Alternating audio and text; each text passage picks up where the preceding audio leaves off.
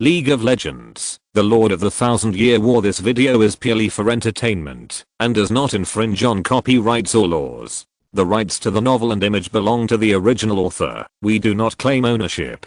Don't like waiting and want to listen to this fanfic in full now? Subscribe to our Patreon, where you'll find the best fanfics. Chapter 451, The Call of the Void. The void crystal emitted a deep purple light. Lester wanted to close his eyes, but found that his eyelids were frozen and could not close at all. The man could only passively look at the evil light that was so close. His consciousness and soul seemed to be pulled into a chaotic world. Everywhere he looked was a deep purple void. The faint whispers disappeared when he pricked up his ears, like an illusory dream. Lester tried to use words to keep himself awake. Have you ever thought that your current thoughts are all forced upon you by the rotten glass bowl in your hand? You don't want to defile your sacred witch, and you have never been rejected by Lysandra because you have never proposed to Lysandra. When you accepted the mission, you thought it was a sacred thing. In fact, all the grief and resentment are imagined by you. I think you should reconsider your relationship with Lysandra. Do you think I will believe your nonsense? Little boy, you don't understand the beauty and vastness of the void, let alone how beautiful Lysandra's body and face are, just like her despicable and disgusting soul, which has reached the extreme of human imagination. Shaking his head in disdain, Church sneered. Lysandra relied on her master to defeat Valibar, the god of thunder. She gained the power of the Iceborn, but she betrayed her master. Even her most beloved sisters were killed by her in the bottomless abyss. She has never been a holy witch. She is a traitor, a despicable person, and a bitch who only knows how to play with people's feelings. In the final analysis, you are just angry because you can't get her. Do you know? This is the most incompetent performance of a man. I would look at you more if you just force yourself on me instead of venting your resentment to me here. Although he could still speak coherently, Lester could no longer see the old man in front of him. It was as if he had come to a deep purple starry sky. Everything in the universe was purple. Lester looked at it and saw that the shining points like stars were not stars at all, but empty black holes. Black holes swallowed everything, light, gas, dust, and even living planets. Everything returned to nothingness in the black hole, and in the nothingness, he heard a kind call. This call seemed like countless infrasound waves emitted by the mouthpits of insects overlapping and attacking the whole body at the same time. The same vibration frequency caused Lester's body to begin to disintegrate from the inside out, from the molecular level. He lost his body and soul, but he did not lose consciousness. He merged into the void and became a part of it, like a drop of water returning to the sea, or like a fish sleeping in the deep sea, listening to the melodious whale calls. The indescribable feeling made Lester feel as if he had returned to his mother's amniotic fluid. He just wanted to fall asleep and enjoy eternal peace and sleep. All the troubles and sorrows, all the desires and disputes in the world are far away from himself. There is no need to have any thoughts or feelings. Compared with this kind of comfort that fits the nature of the soul, the pleasure that humans get from dopamine is not worth mentioning at all. Injection is a temporary pleasure, while sleeping is eternal beauty. Child, I heard your voice, come to me. Just like the frequency emitted by the movement of quark particles, this frequency formed a special sound wave, which was transmitted into Lester's consciousness in an incomprehensible way, allowing Lester to understand the meaning of the sound in his heart, which can be understood by humans. Are you the void? Although he had lost his form, Lester found that he could transmit his consciousness and thoughts more conveniently, as if a fiber optic cable was connected to his soul. He was sure that he was talking to a group of unrecognizable light. He was not sure whether the person talking to him was a representative of the void, because this neutral voice was too gentle, and it was not like the call of Queen Rixay, which was easy to make people think about. Void is a human understanding of us. This description is not accurate. From the human's perspective, I should be called nothingness. In fact, we do not exist. I don't understand what you mean, nor do I understand what you are. If you just want to destroy all matter, I think you should have destroyed Runeland long ago. Without any delay, the moment Lester expressed his thoughts, the idea of nothingness was transmitted. Because you are human, you cannot understand us, and cannot understand the greatness of nothingness. Destruction is just a misunderstanding of us by you humans. We are adapting rather than destroying. After a few words, Lester felt that his head was about to explode, although he had lost his head.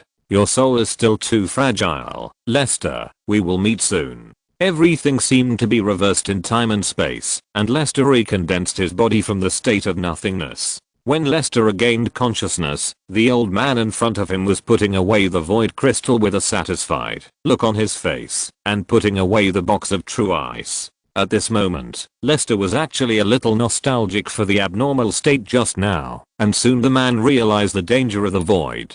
Church put his head close to his eyes with a wicked smile. The master is very satisfied with you. You have become a messenger of the void like me. Lester, you don't want Lysandra to know your true identity, right? Why are you interested in me? Lester blinked, and a dangerous smile appeared on the corner of his mouth, which made the old man's butt cold.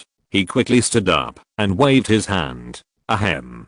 Of course not. I mean, what should I say after seeing Lysandra? Don't I need to tell you? I don't understand. If you have anything to say, just say it quickly and untie the rope for me. Do you understand who is the boss now? Gritting his teeth, Church untied the rope that bound Lester. Although he couldn't figure out what Lester was like now, the positive and negative feedback transmitted from the void crystal showed that everything was going well. No matter who it was, once they were marked with the void, they would become the target of the Watchers to kill as soon as possible. In other words, Lester was now on the same rope with him. He would die if he had to die, and he didn't believe that the young man next to him had the same idea as him. Lysandra and her warlocks will kill all emissaries who are influenced by the void. If you don't want to die in Frostgirded Fortress, you'd better keep your identity as an emissary to yourself. I will find a way to let Lysandra spare your life. When the right opportunity comes, I will bring you to the master. You will gain supreme power and freedom, and I will get Lysandra in the passing time. After that, we will follow the master to bring the void to the entire Freljord and even the whole world. Church, you don't want Lysandra to know your plan, do you? Chapter 450 to Frostgirded Fortress and Poro. Not knowing what happened last night, Grace stretched out her body and looked at Lester, who had gained freedom and was talking to the old man with a difficult face. The two looked very close. Kyuzi, isn't Grace out? Go and catch a rabbit for me. I'm hungry. Hearing Lester's order, the old man's face became very ugly. Grace thought the old man would refuse, but she saw that the old man gritted his teeth and agreed. He turned and left the cave covered with snow. His stubborn back was very bleak, and he looked like he was forbearing and unwilling to be entangled. Catherine, who had just walked out, stared blankly at the scene in front of her. Her brain crashed directly and blurted out, "What happened?" Grace looked at Lester, who shrugged, and then Grace looked at Catherine. Grace widened her eyes and shook her head vigorously. "I don't know, but it's better for their relationship to get better than worse." Hearing Grace say this, Catherine couldn't help but roll her eyes. "Indeed, this relationship is so good that I'm really afraid that we won't be able to complete this last journey. For experienced ice warlocks and watchers, hunting in Freljord is as easy as a blind man touching his wife in bed." In less than 10 minutes, Church returned to the cave with 3 snow rabbits. "I'll do it." Before Grace finished speaking, Lester got there first. "Chuck, you are the best at grilling, so I'll leave the hair to you." Bleeding, skinning, and removing the internal organs. Old Church's movements were surprisingly skillful, but his eyes were fixed on Lester, as if the dead rabbit in his hand belonged to someone else. After a simple breakfast, the 4 continued on their way, but the atmosphere was still strange. Grace and Catherine kept observing Lester and Church. They still couldn't figure out what happened last night to make old Church, who was originally hostile to Lester, become inferior and look unwilling, but unable to refuse. Fortunately, the 2 women also knew that now was not the time to dig into the details. Soon, after climbing over the last mountain, the 4 people saw the ice fortress a few kilometers away. From a distance, it looked like a lonely and steep tomb, or a solemn ice throne, with ice peaks like swords piercing the sky. The 100-meter-high iceberg guarded the entrance of the fortress on 3 sides. The overall architectural style was a square and towering overlapping structure, wide at the bottom and narrow at the top, with edges and corners. Black chains were connected to the square black stone tablets, and under the black chains hung the frail-jawed sword-shaped broad-bladed cast iron, which symbolized power. The cast iron swayed in the wind, like the sword of Damocles hanging in the sky. The sound of metal mixed with the whistling of the wind could be heard from afar. The ancient black stone steps went up under the supervision of the frail-jawed frost-girded guardian statues on both sides. The cold and hard steps were blocked by black rocks with iron chains and black stone railings on both sides. The outer side of the black rocks was cast with layers of stepped fortresses from low to high. The projectile ports of the fortresses faced the stone steps and the outer side of the fortress, allowing the soldiers in the black rock fortress to easily send projectile weapons into the bodies of enemies who wanted to pass through the lonely stone steps. In addition, the trebuchets and true ice cannons vaguely visible on the top of the fortress. Even Lester was not sure that he could lead the soldiers of the Emerald Territory to capture the frost-girded fortress. From a distance, the entire frost-girded fortress was a solemn and majestic military fortress with a structure and defense function no less than the Immortal Fortress. Without sufficient extraordinary power, it was impossible to forcibly invade the frost-girded fortress from the outside.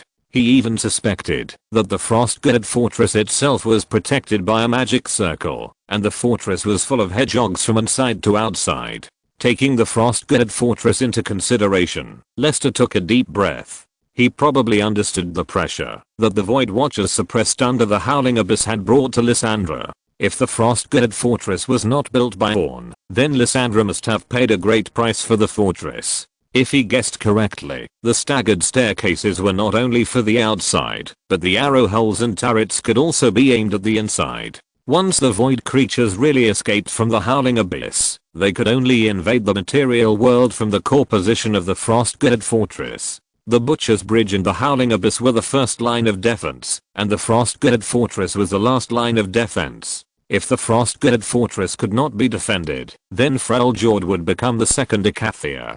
This is the frost-girded fortress. How about it? It's magnificent, right? Grace smiled proudly. She was very satisfied with Lester's shocked expression, but she didn't know that the man was feeling pressured by the void, which he had never met before. How should I put it? From a distance, it does have a kind of military beauty. Strange description. Woo-roo-a, a strange voice came from behind him. Judging from the ups and downs of the tone, Lester could imagine a shockingly cute creature. Lester turned around and saw a plush bowl the size of a basketball shaking its small horns on its head, looking at him with wide eyes curiously.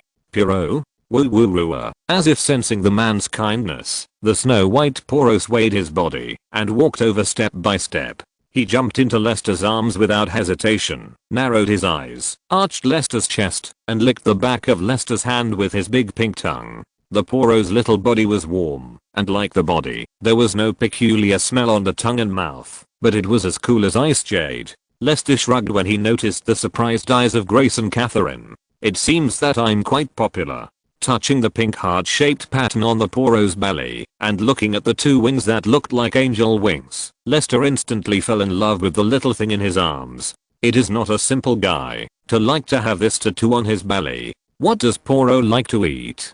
Can I find something to feed him? The Poro envoy will make Poro snacks specifically for Poro. Poro snacks are Poro's favorite food. It is said that the ingredients of Poro snacks can only be collected in some special places. However, some people who encounter Poro like to feed them some personally made biscuits or bread. Lester, Poro doesn't seem to eat meat. Lester took out a piece of rabbit meat that had not yet spoiled from Church's bag with a dark face and stuffed it into Poro's unguarded mouth under Grace's blank gaze. Is it delicious? Woo-woo-roo-a-hulu-hulu. The Poro seemed to be stunned for a moment, and after retracting its big tongue, it closed its mouth and chewed hard. The little thing closed its black eyes and swallowed hard. Knowing that the Poro needed help now, Lester lifted the Poro's small horn and shook it down hard. With a gulp, the Poro finally swallowed the meat, opened his eyes again and laughed happily. Rua-rua-weru. Lester laughed. It seems that the little guy still likes to eat meat. Grace raised her Kang's hand and wanted to say something. She opened her mouth, but didn't know what to do. She was a little dazed for a while. If she remembered correctly, the Poro seemed to spit out the meat. Could she have remembered it wrong? This Poro should be quite special, and there is only this one explanation. Catherine gave her own judgment to prevent Grace from continuing to doubt her life and afraid that something mess would come out again. Okay, it's time for us to get going. Church reminded with a dark face, tightening the pocket of his bag unhappily. Don't forget that Poro is always being monitored by the Poro Master. Humph, if you don't want to cause trouble, it's better to put him down. No problem. Lester put the Poro directly on his head. The Poro's little feet easily grabbed Lester's long hair and sat down. Let's continue on our way. Chapter 453 The Ice Queen on the Throne. At noon, the four approached the area of the Frostguard fortress, but the Poro was still forcibly taken away by the sudden arrival, which made Lester a little regretful. Soon, a team of armored soldiers holding black shafted spears approached. Lester silently observed the warriors of the Frostguard clan who were loyal to Lysandra. The leading warrior was a typical Freljord man, with a pair of bright ice blue eyes in his sunken eye sockets, a beard and a broad physique that looked very oppressive, but his height was still a little short of Lester's 1.9 meters. When they came in front of the three people, several warriors took the initiative to bow and salute the three people. Mage Church, Mage Catherine, Mage Grace, welcome back. Loke, long time no see. Church and Catherine did not say anything, only Grace responded with a smile. Long time no see. The warrior named Loke smiled at the three people in a friendly manner, turned his head to look at Lester, who had a calm face, and asked with some doubts. It seems that you are going to take this person back, right? Who is this person? He is the reason for our trip, and he is also the person that Lady Lysandra personally requested. So that's the case. Then I won't bother you all. Mage Grace, do you want to get together when you have time? I just got some good things from the south, including your favorite wine. Sorry, Loke, I may be very busy recently. This trip is too long. I think I should take a good rest at home. I'm afraid I don't have the extra energy to do other things. Is that so? Then if you want to go shopping after you rest, you can come to me anytime. I'll be waiting for you. After bidding farewell to Loke, who was reluctant to leave, the four continued to walk towards the Frostguard fortress. Church, who intentionally or unintentionally avoided Lester, kept his face tense and kept moving forward without saying a word, while Grace secretly observed Lester, who was observing the environment like Leo. Catherine, who rarely spoke, couldn't stand the overly weird atmosphere and took the initiative to speak for the first time. Grace, do you want to go to the tavern in ENX Town for a drink after this? ENX Town is located more than 10 kilometers west of Frostguard Fortress. It is controlled by the Frostguard clan and covers a large area, equivalent to a small private territory. Everyone knows that the real ruler of ENX Town is Queen Lysandra in Frostguard Fortress. As the only popular place within a radius of hundreds of miles, ENX Town can be regarded as a unique place for the circulation of materials in the far north, and the prices are naturally very high. Thanks to the large caravans protected by the Frostguard clan, ENX Town can obtain many materials and equipment that can only be enjoyed in the south, including but not limited to expensive Demacia cream cakes, Narxan private wine, Shurima gem jewelry and Ionia Vastea jewelry. As for where the Narxan standard long swords and long knives and Demacia's excellent armor that are blatantly sold in the weapon shop come from, no one knows, and no one dares to ask. With the country as the backing, under the protection of mercenaries and adventurers, large caravans from Demacia and Naxos would carry goods from the south all the way north, and spend a year simply bartering with the Freljord villages along the way, and finally arrive at ENX Town to trade materials with the Frostguard clan. The caravans would obtain some rare magic items or treasures buried deep underground, and the Frostguard clan would obtain daily necessities or consumables that are hard to find in the north.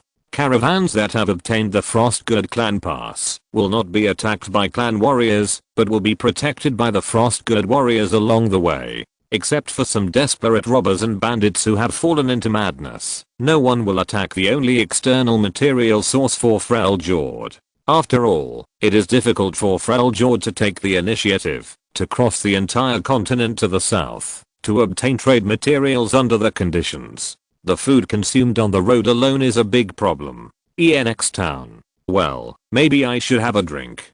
Grace looked a little disappointed without seeing any strange color on Lester's face. Walking up the black stone steps, the four people passed the guard's inspection and successfully entered the fortress. The fortress was empty and deserted. There were tower fortresses built on the mountains and ice walls in the distance. Lester only saw groups of soldiers and mages, and did not see any irrelevant people. There were no commercial streets and footholds like ordinary fortresses. Obviously, there was no ordinary civilian gathering place in the Frostguard fortress. It was simply a military building for garrison and defense. Not planning to do anything extra, Lester followed the three people with a clear goal, and continued to move forward along the icy road towards the deepest part of the grave. Accompanied by wind and snow all the way, the four people passed through the long black stone chain corridor and finally came to a palace carved out of a blue iceberg.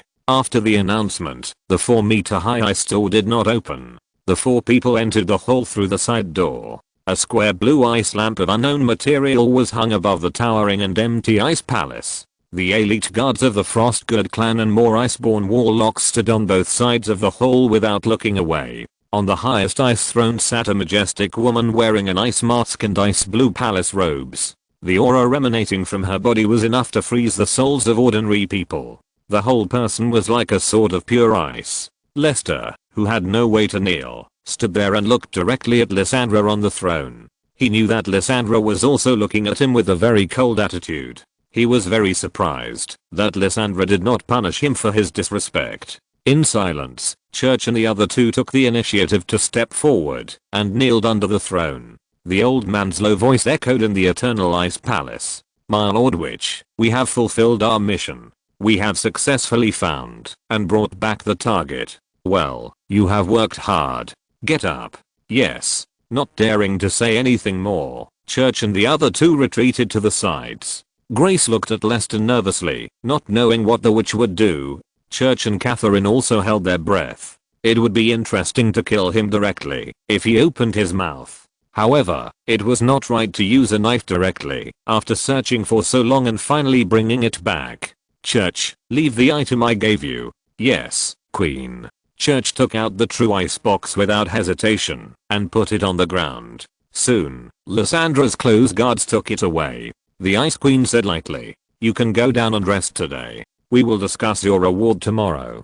Guards, take this man away." As two elite warriors in full armor and helmets came in front of him, Lester, who had no ability to resist, was tied up like a big dumpling with ropes again and escorted out of the ice palace by the warriors. After Church and the other two left, Lysandra called in her secret guards and said calmly, "Keep an eye on the three of them. If you find any signs of being corrupted by the void, you can kill them directly." "Yes, my master." With hundreds of millions of drafts saved, I have the courage to say, please give me a monthly ticket, a recommendation ticket, a subscription, and a reward. Chapter 454. You will always have bad friends when you are in the waiting room. With his eyes covered by a fur belt, Lester couldn't see anything. He could only passively walk towards an unknown direction under the double teaming of the two people in front and behind him. The temperature was getting lower and lower. Lester only knew that he was walking downwards. He knew that the new life of a prisoner was smiling and welcoming him. The frail Jord was a little too hospitable. After walking for about half an hour, Lester was kicked to the ground by someone. The sound of the cell door being locked came from behind him. The two heavy-footed warriors whispered something to the jailer and left quickly. Lester, who was listening closely, heard nothing. It was obvious that these elite warriors didn't know what it meant to conspire loudly. "You guessed, I haven't seen a living person for a long time. Why were you arrested?" After the jailer left, a familiar yet unfamiliar voice suddenly came from the side of the cell. Lester hunched over and climbed up from the ground, trying to break free from the rope and find a way to take off his blindfold. Maybe it's because I looked at the queen's body. To be honest, there's nothing to see except her chest and legs. An unspeakable silence suddenly fell in a small corner, and the middle-aged man next door finally made a surprised sound again. "Inmate, are you serious? You looked at her body, and that old woman Lysandra didn't dig your eyeballs out?" "Man, this is my first time in Frail Jord, my first time to see the Ice Queen, and then I came in without saying a word to Lysandra. So far, I haven't done anything at all. Do you think it's true?" Well, then you are really amazing. People who are about to die speak toughly. Thank you for your blessing. I'm lucky to have died twice, and I'm in a good mood now. You are really humorous. I like you a little bit, young man. It's rare to find young people as open-minded as you. Unfortunately, I don't like old asses, otherwise I can consider it. Dealing with the strange inmate casually, Lester tried to lean the rope that bound his wrists against the wall, trying to find a bulge to slowly break it. Seeing that the person next to him had been silenced by him, Lester took the initiative to speak in order to help the strange cellmate get out of his sorrow. But I told you why I came in, but you haven't said why you came in. This is unfair. Me. The cellmate next to him sighed deeply and said sullenly, maybe it's because of the firebending. I didn't expect that old woman Lysandra is so powerful.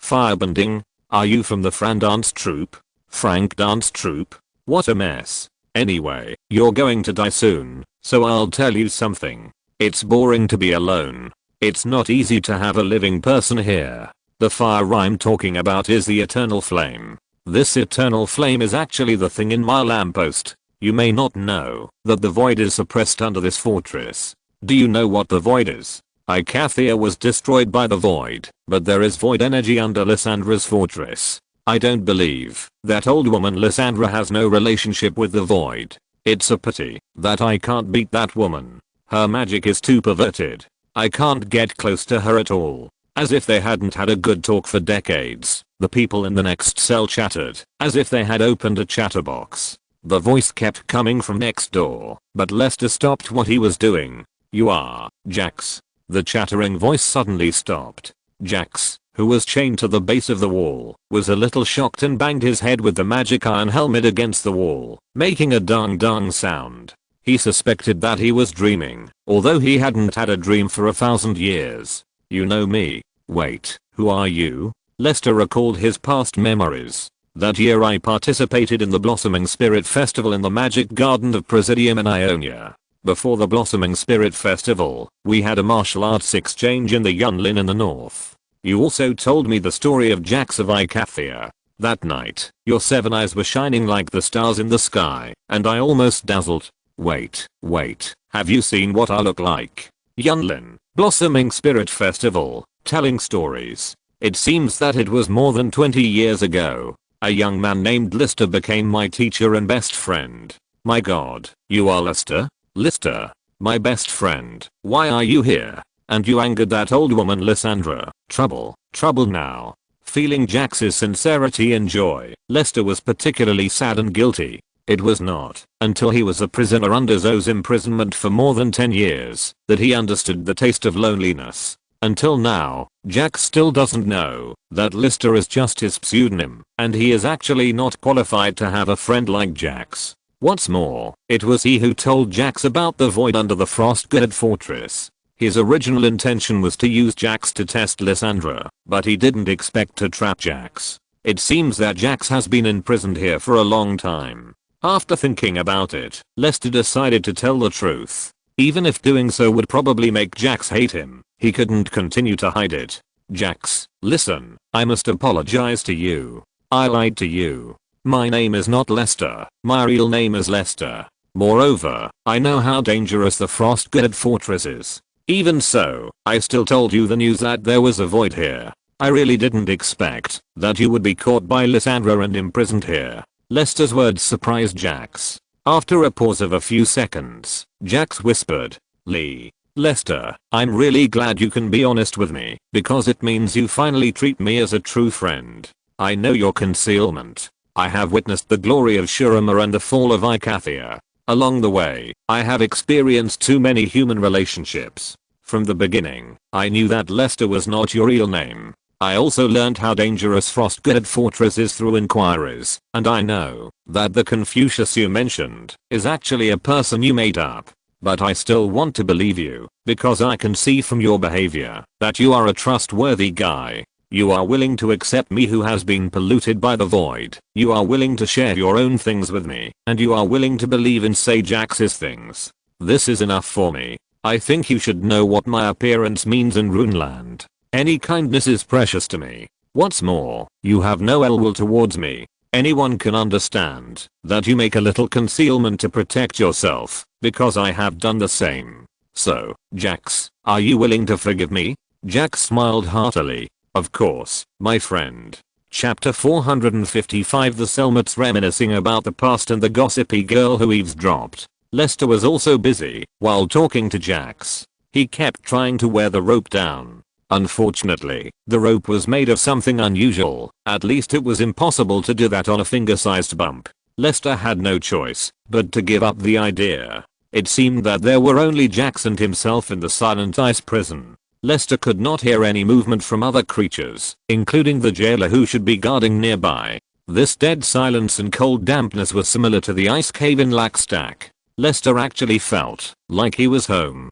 At that time, the Narxons were fighting with the Freljordians. I took the lamppost and traveled west, successfully avoiding the war, and came to the western part of the Dalmor Plain, where I happened to meet an old man and two beautiful wizard girls. I stopped the three of them and asked them how to get to the Frostgirded Fortress in the Freljord. The old man named Church obviously noticed me. After hesitating for a while, the old man drew a simple map for me on the snow and pointed out the direction of the Frostgirded Fortress. Of course, I would not trust others easily. After saying goodbye to the three Ice Warlocks, I went to other Freljord tribes to ask for directions, and then I made sure that the old man did not lie to me. Church, the other two are Grace and Catherine, right? Huh? How do you know? Do you know these three Ice Warlocks? Jax asked in surprise, but heard Lester's weak response. I was captured by these three guys and brought to the Frostgirded Fortress.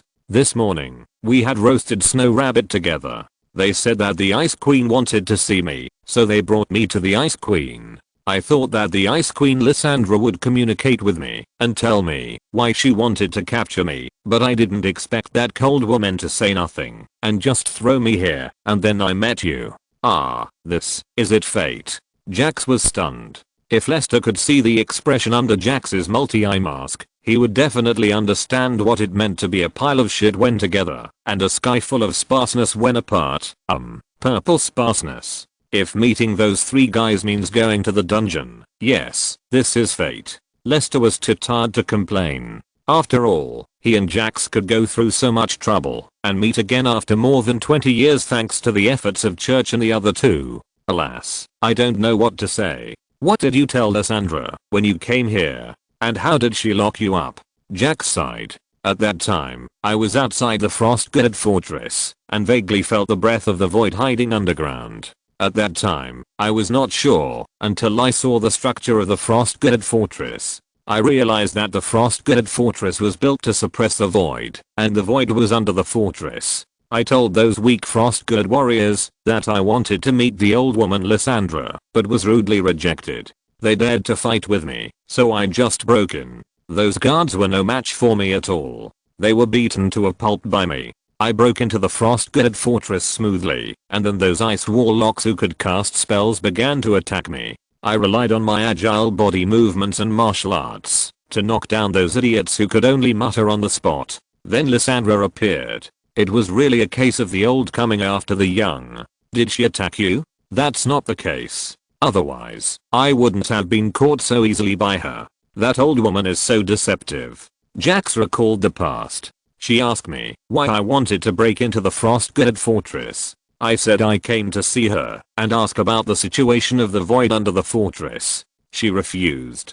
That's not the case. She asked me how I knew there was a void under the fortress. Of course, I couldn't tell you. I said that I traveled to Freljord and felt the breath of the void. Then she said that we could find a suitable place to talk. Fighting like this is not a solution. Lester asked, did you agree? Of course, I don't want to fight for no reason. My enemy is the void, not her. It would be great to talk. Maybe she can become my partner in fighting the void. Wait, don't tell me first. Let me guess. She tricked you into a special space, launched a surprise attack on you, imprisoned you with magic, and took away your lamppost. Jax could no longer hide his surprise. Lester's words were as if he had witnessed it with his own eyes. How did you know? You are absolutely right. Lester smiled bitterly. He couldn't say that he understood Lysandra's character in the game. I just heard some rumors. It is said that Queen Lysandra hates variables that cannot be controlled.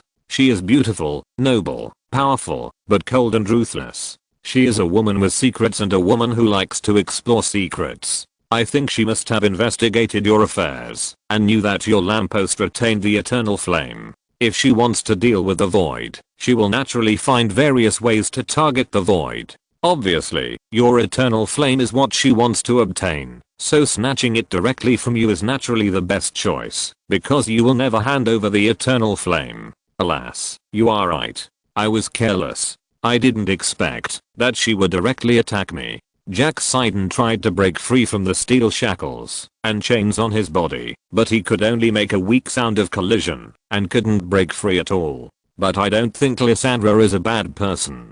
That old woman obviously arrested you for no reason. Why do you say that? Lester's firm tone made Jax very puzzled, and Lester quickly gave his explanation. I can tell from the structure of the Frostguard fortress that Lysandra is under a lot of pressure, so much so that she doesn't believe that an ice tomb can contain the void. She has been silently bearing secrets and pressures that ordinary people cannot bear. In order to keep secrets, she has to do things she doesn't want to do. The moment I saw her today, I understood that she wears a mask to make herself cold and ruthless. She is not a naturally indifferent person, but everything she has experienced has forced her to do so. If she is really born cruel and evil, then she doesn't need to wear a mask. Jax, the void forces in Freljord are probably much more terrible than we imagined. If possible, I would like to try to convince Lysandra. After all, under the threat of the void, we must stand together. What Jax didn't know was that a magic crystal was transmitting the content of the conversation between the two people completely to a quiet ice room. The woman with a frown on her face was holding another magic crystal and listening to the conversation in the ice prison with her own ears. You became friends with Jax more than 20 years ago, and you still look so young now, and you even seem to know me very well. Lester, who are you? Thanks to the reader. Draw the sword immediately for the 2,300 points reward. In order to thank the reader for his encouragement, I will update 3 more chapters today. Chapter 456 Lysandra. Boy, you'd better behave yourself. The conversation between the two came to an abrupt end. The chains of the cell were opened, and the blindfolded Lester was dragged out of the cell by the Frostguard. Jax couldn't help but feel a little worried when he heard the noise outside. Where are you taking him, bastards? Purple monster, you'd better take care of yourself first. Naturally, the Frostguard would not answer Jax's question. The Frostguard quickly left, leaving Jax alone to curse helplessly. You little hoof, I'll knock your head off when I get out. The horse kept moving forward, turning around for a long time. Lester tried to remember the route, but found that he couldn't do it at all, so he had to give up helplessly. The queen is in there. Boy, you'd better be respectful and don't look around. The blindfold was taken off, his hands were released, and Lester was pushed into the cold room by the guards. The door behind him was gently closed. Lester looked at the surrounding environment. The ice blue wooden table was located in the center of the room. There were several chairs on both sides of the table. There were some exquisite ice sculptures hanging on the wooden walls. Most of them were various flowers or air plants, a few were butterflies or other insects, and some were quartz and mica emitting colorful light. The most beautiful moment of animals and plants was frozen in the eternal ice crystals and used as wall decorations to decorate the cold-toned room. A woman wearing a mask and a gorgeous ice blue dress was sitting on one side of the chair. Her white hands, like ice and snow, seemed to be playing with a beautiful crystal ball. Sit down and tell me. I want to know who you are, where you come from, and what your power is. The straightforward woman said calmly. Lester sat opposite the woman as she said. Although he was a prisoner, Lester's face did not show any respect. He admired Lysandra, but that did not mean he could understand the Frost Witch who dealt with him for no reason. Heh, I thought the noble Ice Queen was unwilling to talk to me about when I offended her. Lysandra put down the crystal ball and said calmly, not caring about the man's disrespect. I'm giving you a chance, aren't I? If you can satisfy me, maybe I can tell you why I want to arrest you. Then thank you very much. You arrested me for no reason, asked me to introduce myself in a condescending tone, and regarded the reason for arresting me as a reward to make me grateful. Lester leaned back in his chair with a cold face, put his feet on the table, facing Lysandra's face. Who do you think you are? Lysandra, kill me. I can't stand your insult. Obviously, you don't understand your situation at all. Lysandra picked up the crystal ball again, and a severe coldness began to extend from the crystal ball. The ice crystals froze the lower body of the man with his feet, crossed along the long table. To Lysandra's surprise, the man did not waver at all, and the mockery on his face became even stronger. If I don't use some force, I'm afraid I won't be able to feel your passion, my queen.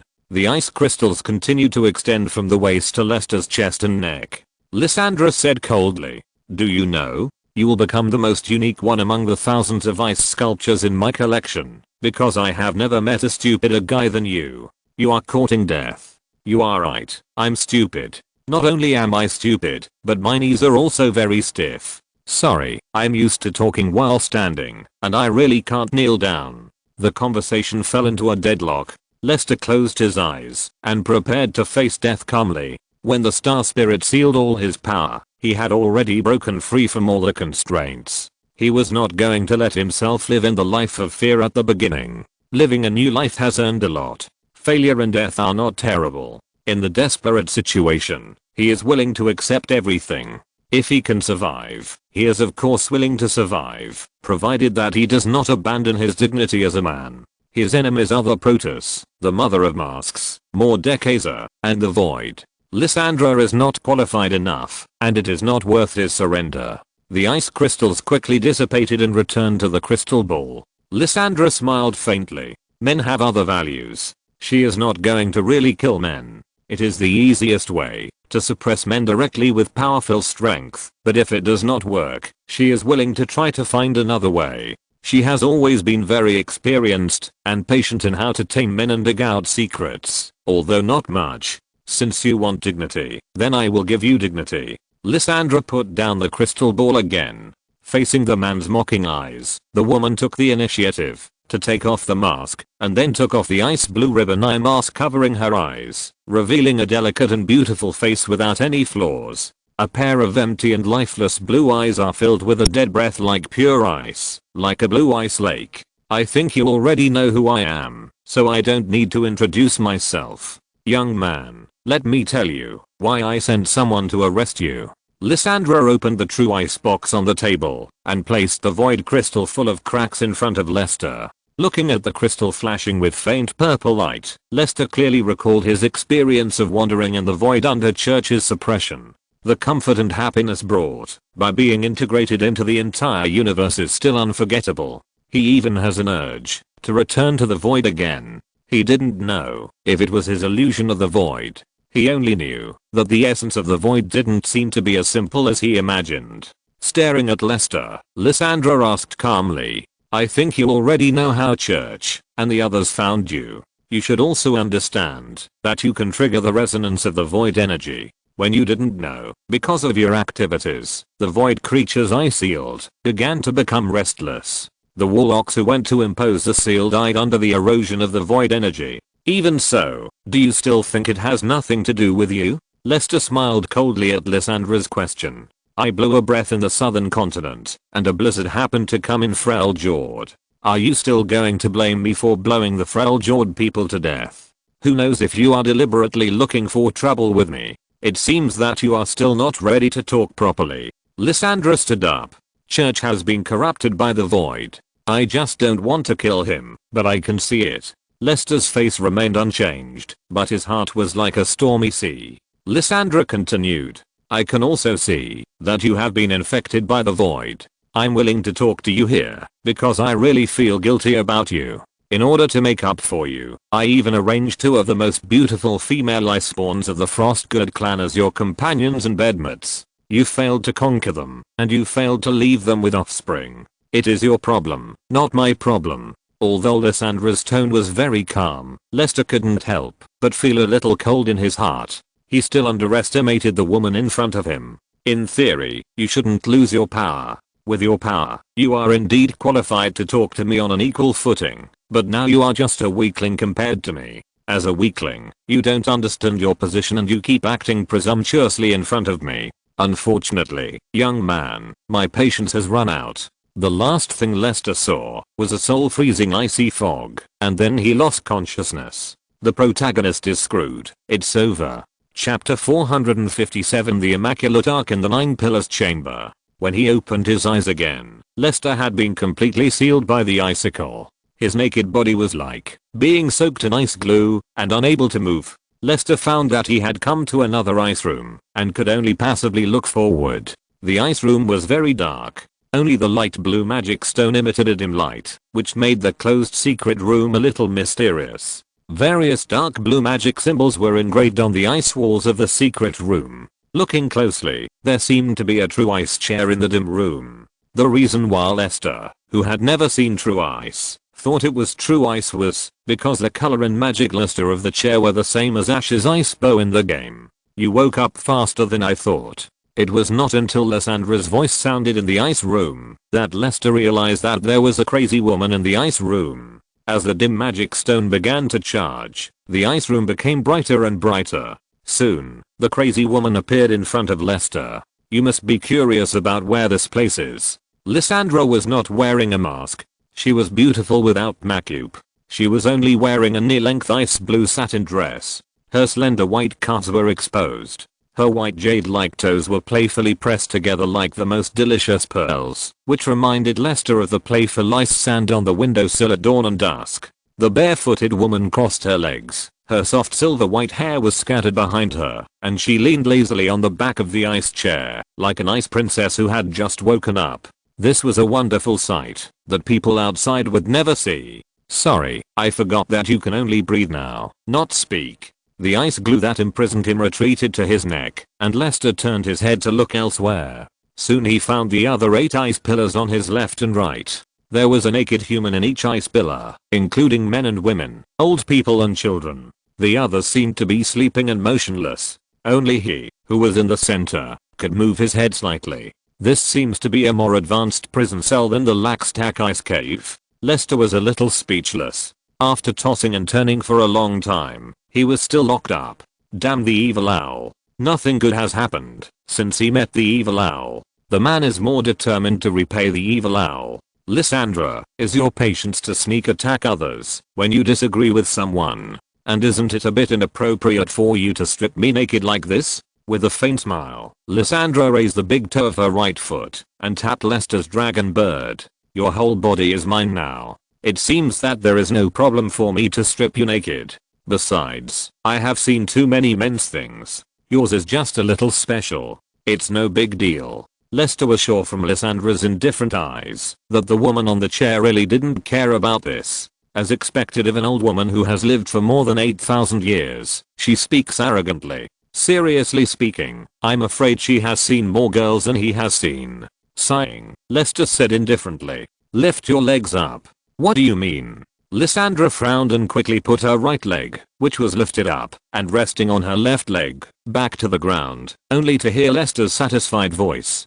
Not a penny. TSK. Very top notch. Okay, now it's fair. By the way, do you frail-jawed people have no underwear? Or do you not like to wear it? Do you want me to design you one with lace? I think you are suitable for the ice blue hollow style. Lysandra was stunned. The woman lowered her head blankly, as if she was reacting to something. 2 seconds later, Lysandra raised her head woodenly. Lester was completely submerged by the surging ice glue, especially the position of his eyes, which was impacted by the water dragon crystal liquid for a long time, as if washing his eyes. When the man lost consciousness and fell asleep, Lysandra stomped her feet in anger. Like shit. Lester opened his eyes and looked blankly at the beautiful stewardess, who was walking towards him. It only took him a second to determine that the stewardess was interested in him, but his brain was still a little slow to react, as if many of his precious memories were quickly lost, making him very irritated and uneasy.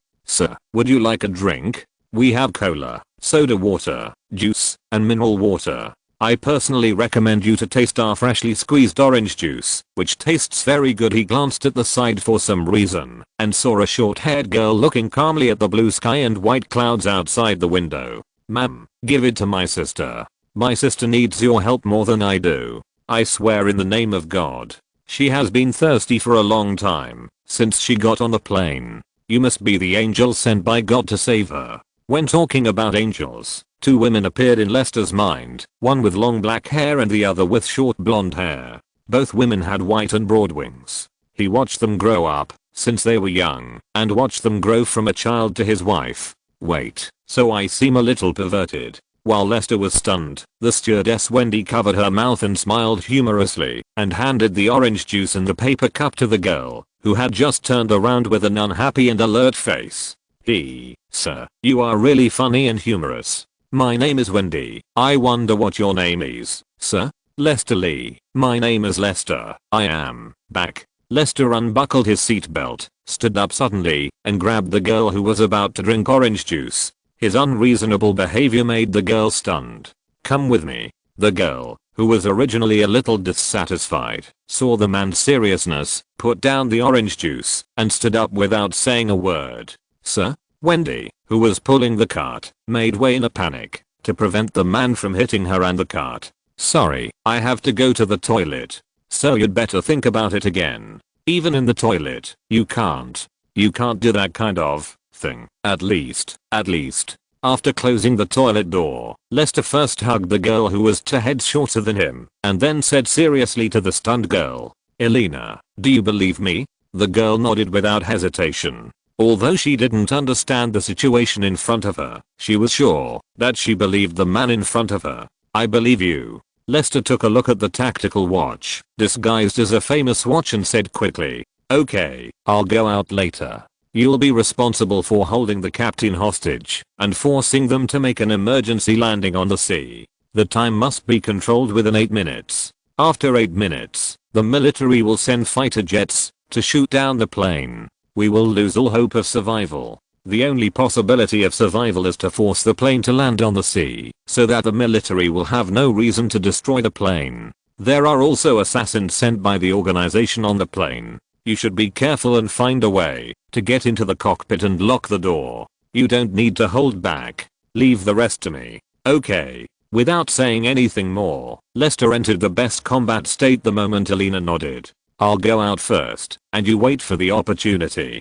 Pushing open the door of the toilet, Wendy was hesitating whether to go into the toilet to organize a violent exercise in broad daylight, but saw the man who appeared from the toilet took off his tight suit and threw it to her, and took the initiative to greet an old man in a blue shirt and black suit.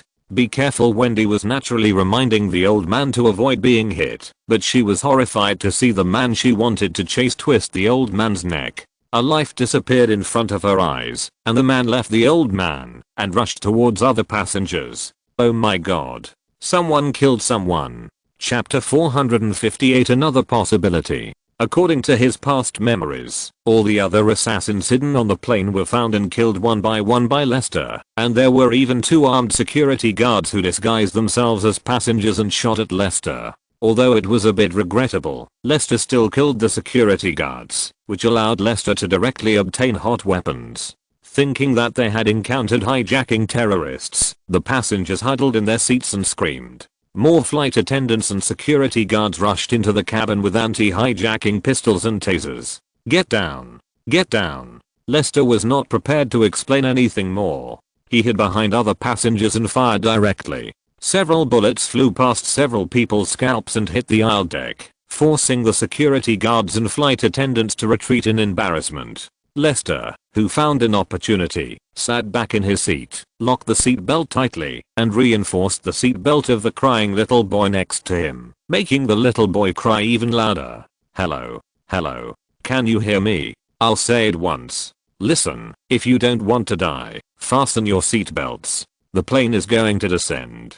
A girl's voice came from the loudspeaker. Some smart passengers have already started looking for the other side buckle of the seatbelt, and some people are lying on their seats with a blank look on their faces, not knowing what to do. Only the flight attendant and the security guard changed their faces, obviously realizing that the people they left in the cockpit were solved by the terrorists. The next second, the nose of the plane plunged down suddenly, the altitude dropped rapidly, and the oxygen masks on the seats popped out directly. All the passengers who didn't wear seatbelts fell out of their seats, including the flight attendant and the security guard who still wanted to launch an attack. They were like eggs in a can, rolling around, losing their ability to attack in a short time, and looking for a suitable position to fix their bodies to get oxygen. Lester put on the oxygen mask for the little boy next to him, and he also put on the oxygen mask himself, holding a pistol and carefully staring at the flight attendant and the security guard who might attack at any time. An unknown fate fell on everyone's head, except for Lester, the captain, and Elena in the cockpit. No one knew what would happen next. In the locked cockpit, Elena glanced at her watch, pointed the stolen anti-hijacking pistol at the captain's head, and took off her oxygen mask. Faster. Too slow. No faster. If you go any faster, the cabin pressure regulator will be completely broken. Everyone will die then. The middle-aged white captain who took off his oxygen mask loudly refuted the girl, but the girl pulled the trigger and shot him in the thigh. Oh, shit. The captain screamed, and the co-pilot trembled, trying to make his presence disappear. Do you want to die in a while, or die now?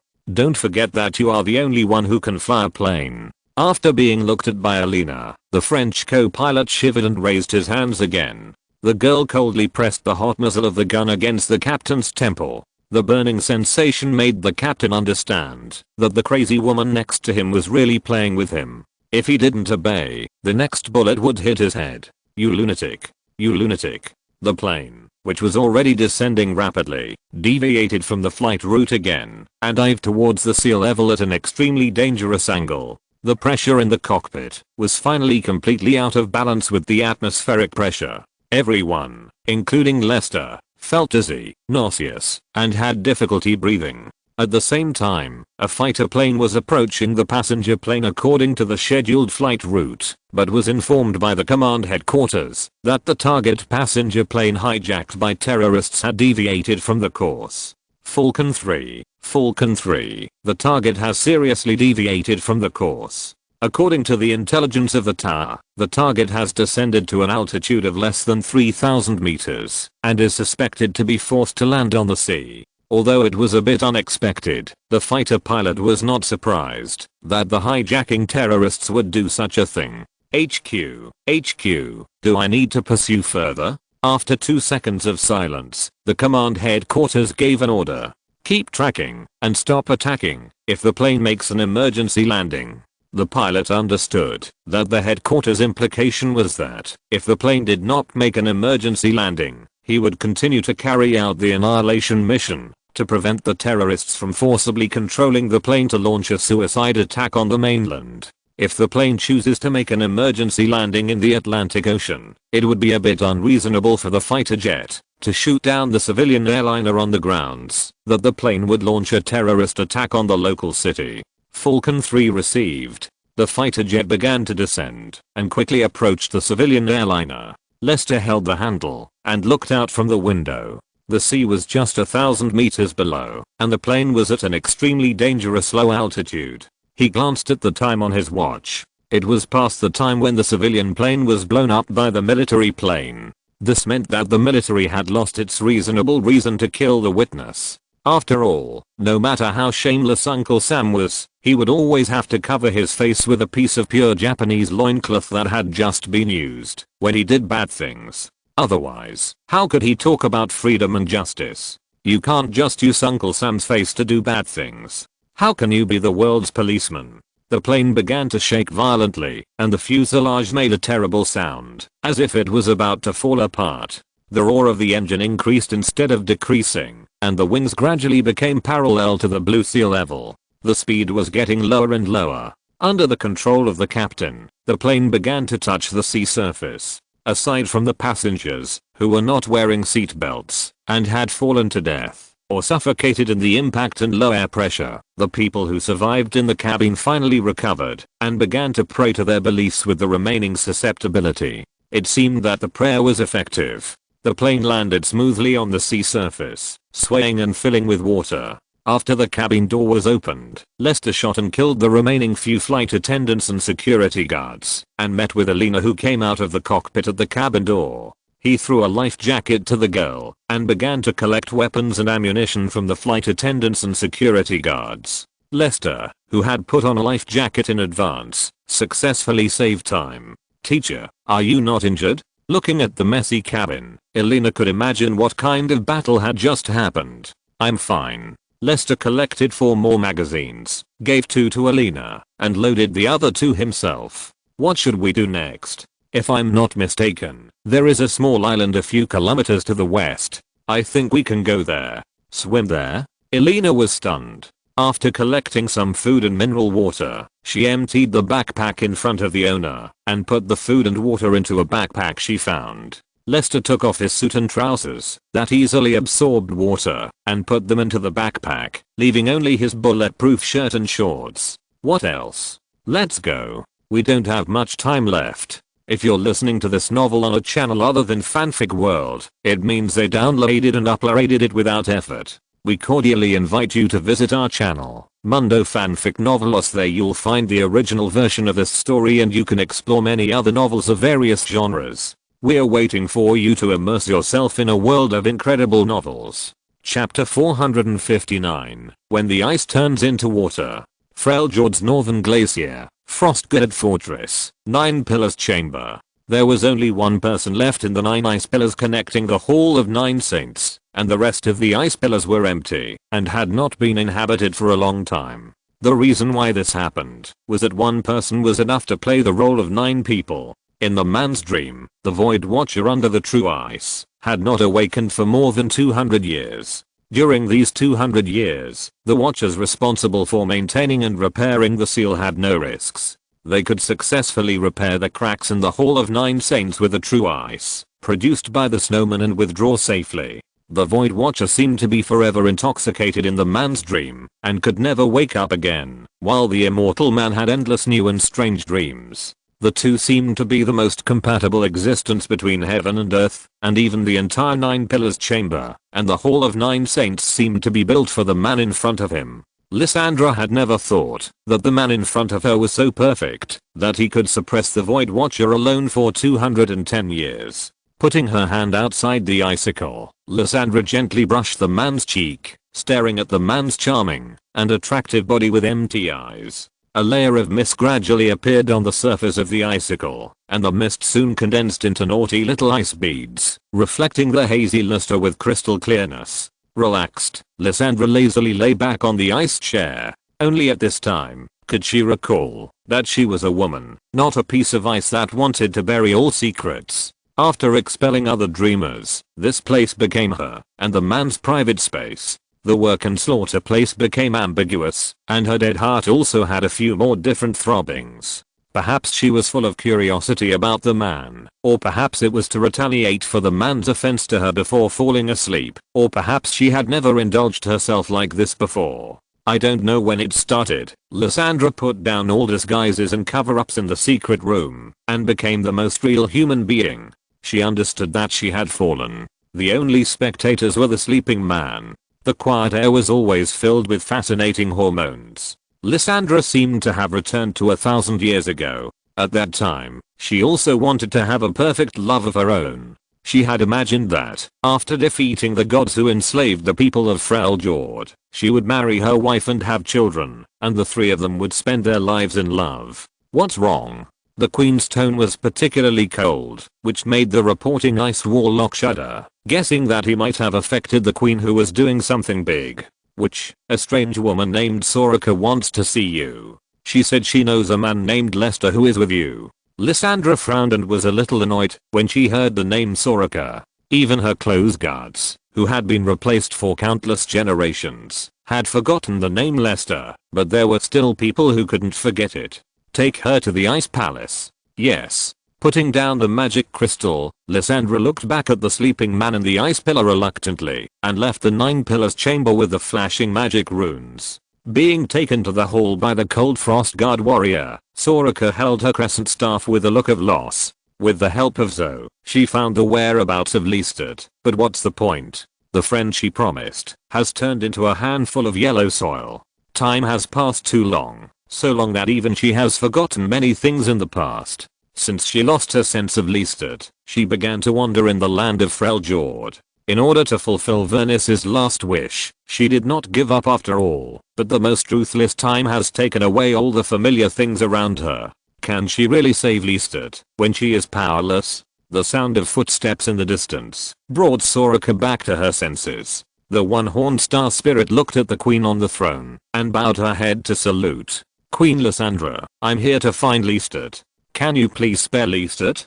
Who is Lestat? I don't know him. Lysandra said calmly. Soraka, listen, the person you're looking for is probably not here. Look for him somewhere else. Queen Lysandra, I think it's meaningless to hide it like this. I just want to fulfill my promise and don't want to be your enemy. Soraka's words added a bit of unpleasant threat. Lysandra stood up from the throne and said coldly, you are not welcome here, the visitor from the heaven. Guards, send this rude guest away. Frowning, Lysandra watched Soraka being driven out of the hall by the guards. She was stunned, then her face changed, and she quickly returned to the Nine Pillars chamber. When Lysandra returned to the Nine Pillars chamber, the icicles were broken, and the man inside them disappeared.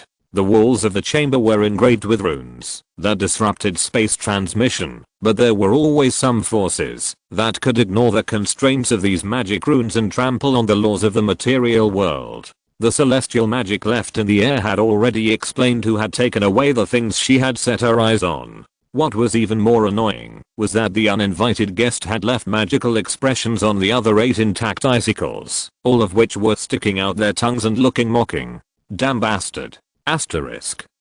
Chapter 460 An old man pushing an empty wheelchair. A remote town in the Lofoten Islands, Nordland County, Norway. A white-haired but elegantly dressed old man was pushing a creaking wheelchair and strolling along the warm and humid coast. An old woman was sitting in the wheelchair. The trembling old woman half closed her eyes, enjoying the evening breeze from the North Atlantic, watching the last ray of sunlight setting in the west and sinking into the distant horizon. The moon and the stars rose. As a tourist destination within the Arctic Circle, the Lofoten Islands are a famous tourist attraction in Norway, and the location, where the 2 old men are located, is a rare place with a stunning view. On starry nights, the crescent-shaped calm Lake Bay will reflect the stars in the sky, as if the entire starry sky is installed in the mirror lake. The old man pushing the wheelchair stopped in front of the self-built stone house next to the Lake Bay. The old man held the old woman in his arms like a baby and gently placed her on the rocking chair, then went back to the rocking chair and rocked. The old woman's wrinkled face first showed a happy smile, and then seemed to think of something, and pressed the old man's hand behind the rocking chair with some sadness, forcing the puzzled old man to stop. What's wrong? Lester, you know, if I leave before you, you will be very sad, so I'm trying to live. The old man smiled, tremblingly touched the old woman's sparse silver hair, and adjusted the scarf for the old woman again, to prevent the cold wind from blowing directly into the old woman's collar. Stupid, I will definitely not be sad. I will be very happy to send you away. Maybe I will dance alone. Hearing the old man say this, the old woman angrily hit the old man's hand, and then gently held it with some heartache, unwilling to let go. She was afraid that she would never be able to hold it again after she separated. She knew her physical condition. During the organization's pursuit, she was fatally injured and left with serious sequelae. If it weren't for the old man's care, she would probably have left long ago. If they had not used desperate actions to obtain enough evidence to threaten the organization, the 2 of them would not have had the leisure to live in seclusion in northern Norway at this moment. After solving the threat of the organization, the man gave her the rest of his life. Knowing that the old man was worried about her, the old woman deliberately blushed and scolded. You are so heartless, Lester. You pulled me out in the middle of the night to blow the cold wind. It turns out that you have been looking forward to sending me away, right? Tell me, do you have a new lover? Don't think I don't know that those beautiful old ladies in Norway talk about you every night. The old man held the old woman's hand with one hand and began to rock the rocking chair with the other hand. In the quiet night, except for the whistling wind, there was only the rocking sound of the rocking chair. The red and green aurora-like colorful ribbons hung above the starry sky. This is why he took the old lady for a walk at night. The stars, the moon, the night wind, the mirror lake, and the aurora are all gifts he gave to women. Giving the best things he could think of to the woman in the rocking chair was the most satisfying moment in his life. Those old ladies are not as pretty as you. As long as you are still here, I will definitely not look at them more. The old man was still quibbling. I really don't know how I believed your lies on the island at that time. I believed that you would treat me well for the rest of my life. Huh. The arrogant old lady said, but the wrinkles on her face were stretched out, and she smiled happily. It would be great if we could always look up at the sky together. Finally, they stopped talking. The two of them quietly admired the night sky. When the old man withdrew his turbid eyes, he found that the old lady had fallen asleep, just as peaceful as when she was shot. The old man wiped his eyes, carried the old woman back to the wheelchair, and covered her with a blanket. Elena, let's go home. I will dance for you when we get back. Let's do it together tomorrow. On the cliff, a young photographer watched the old man pushing the wheelchair leave, staring blankly at the picture, captured by his camera. Under the lake bay on the Aurora night, a white-haired old man pushed an empty wheelchair and staggered away into the night. And the red and green aurora above the night sky, I don't know when, has added a touch of deep purple. Wow. Little Lele, you cried as soon as you saw me. Are you surprised and happy? In the inn in the NX town west of Frostgard Fortress, the oil lamp illuminated the whole room.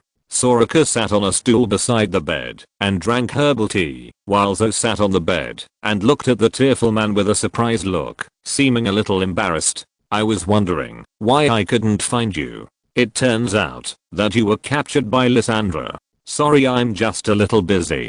Hey, why are you crying more and more? Oh my. The soft-hearted Soraka sighed at the man who closed his eyes and kept crying. The one-horned star spirit put down the teacup, stood up from the stool, and pulled the bewildered Zoe aside.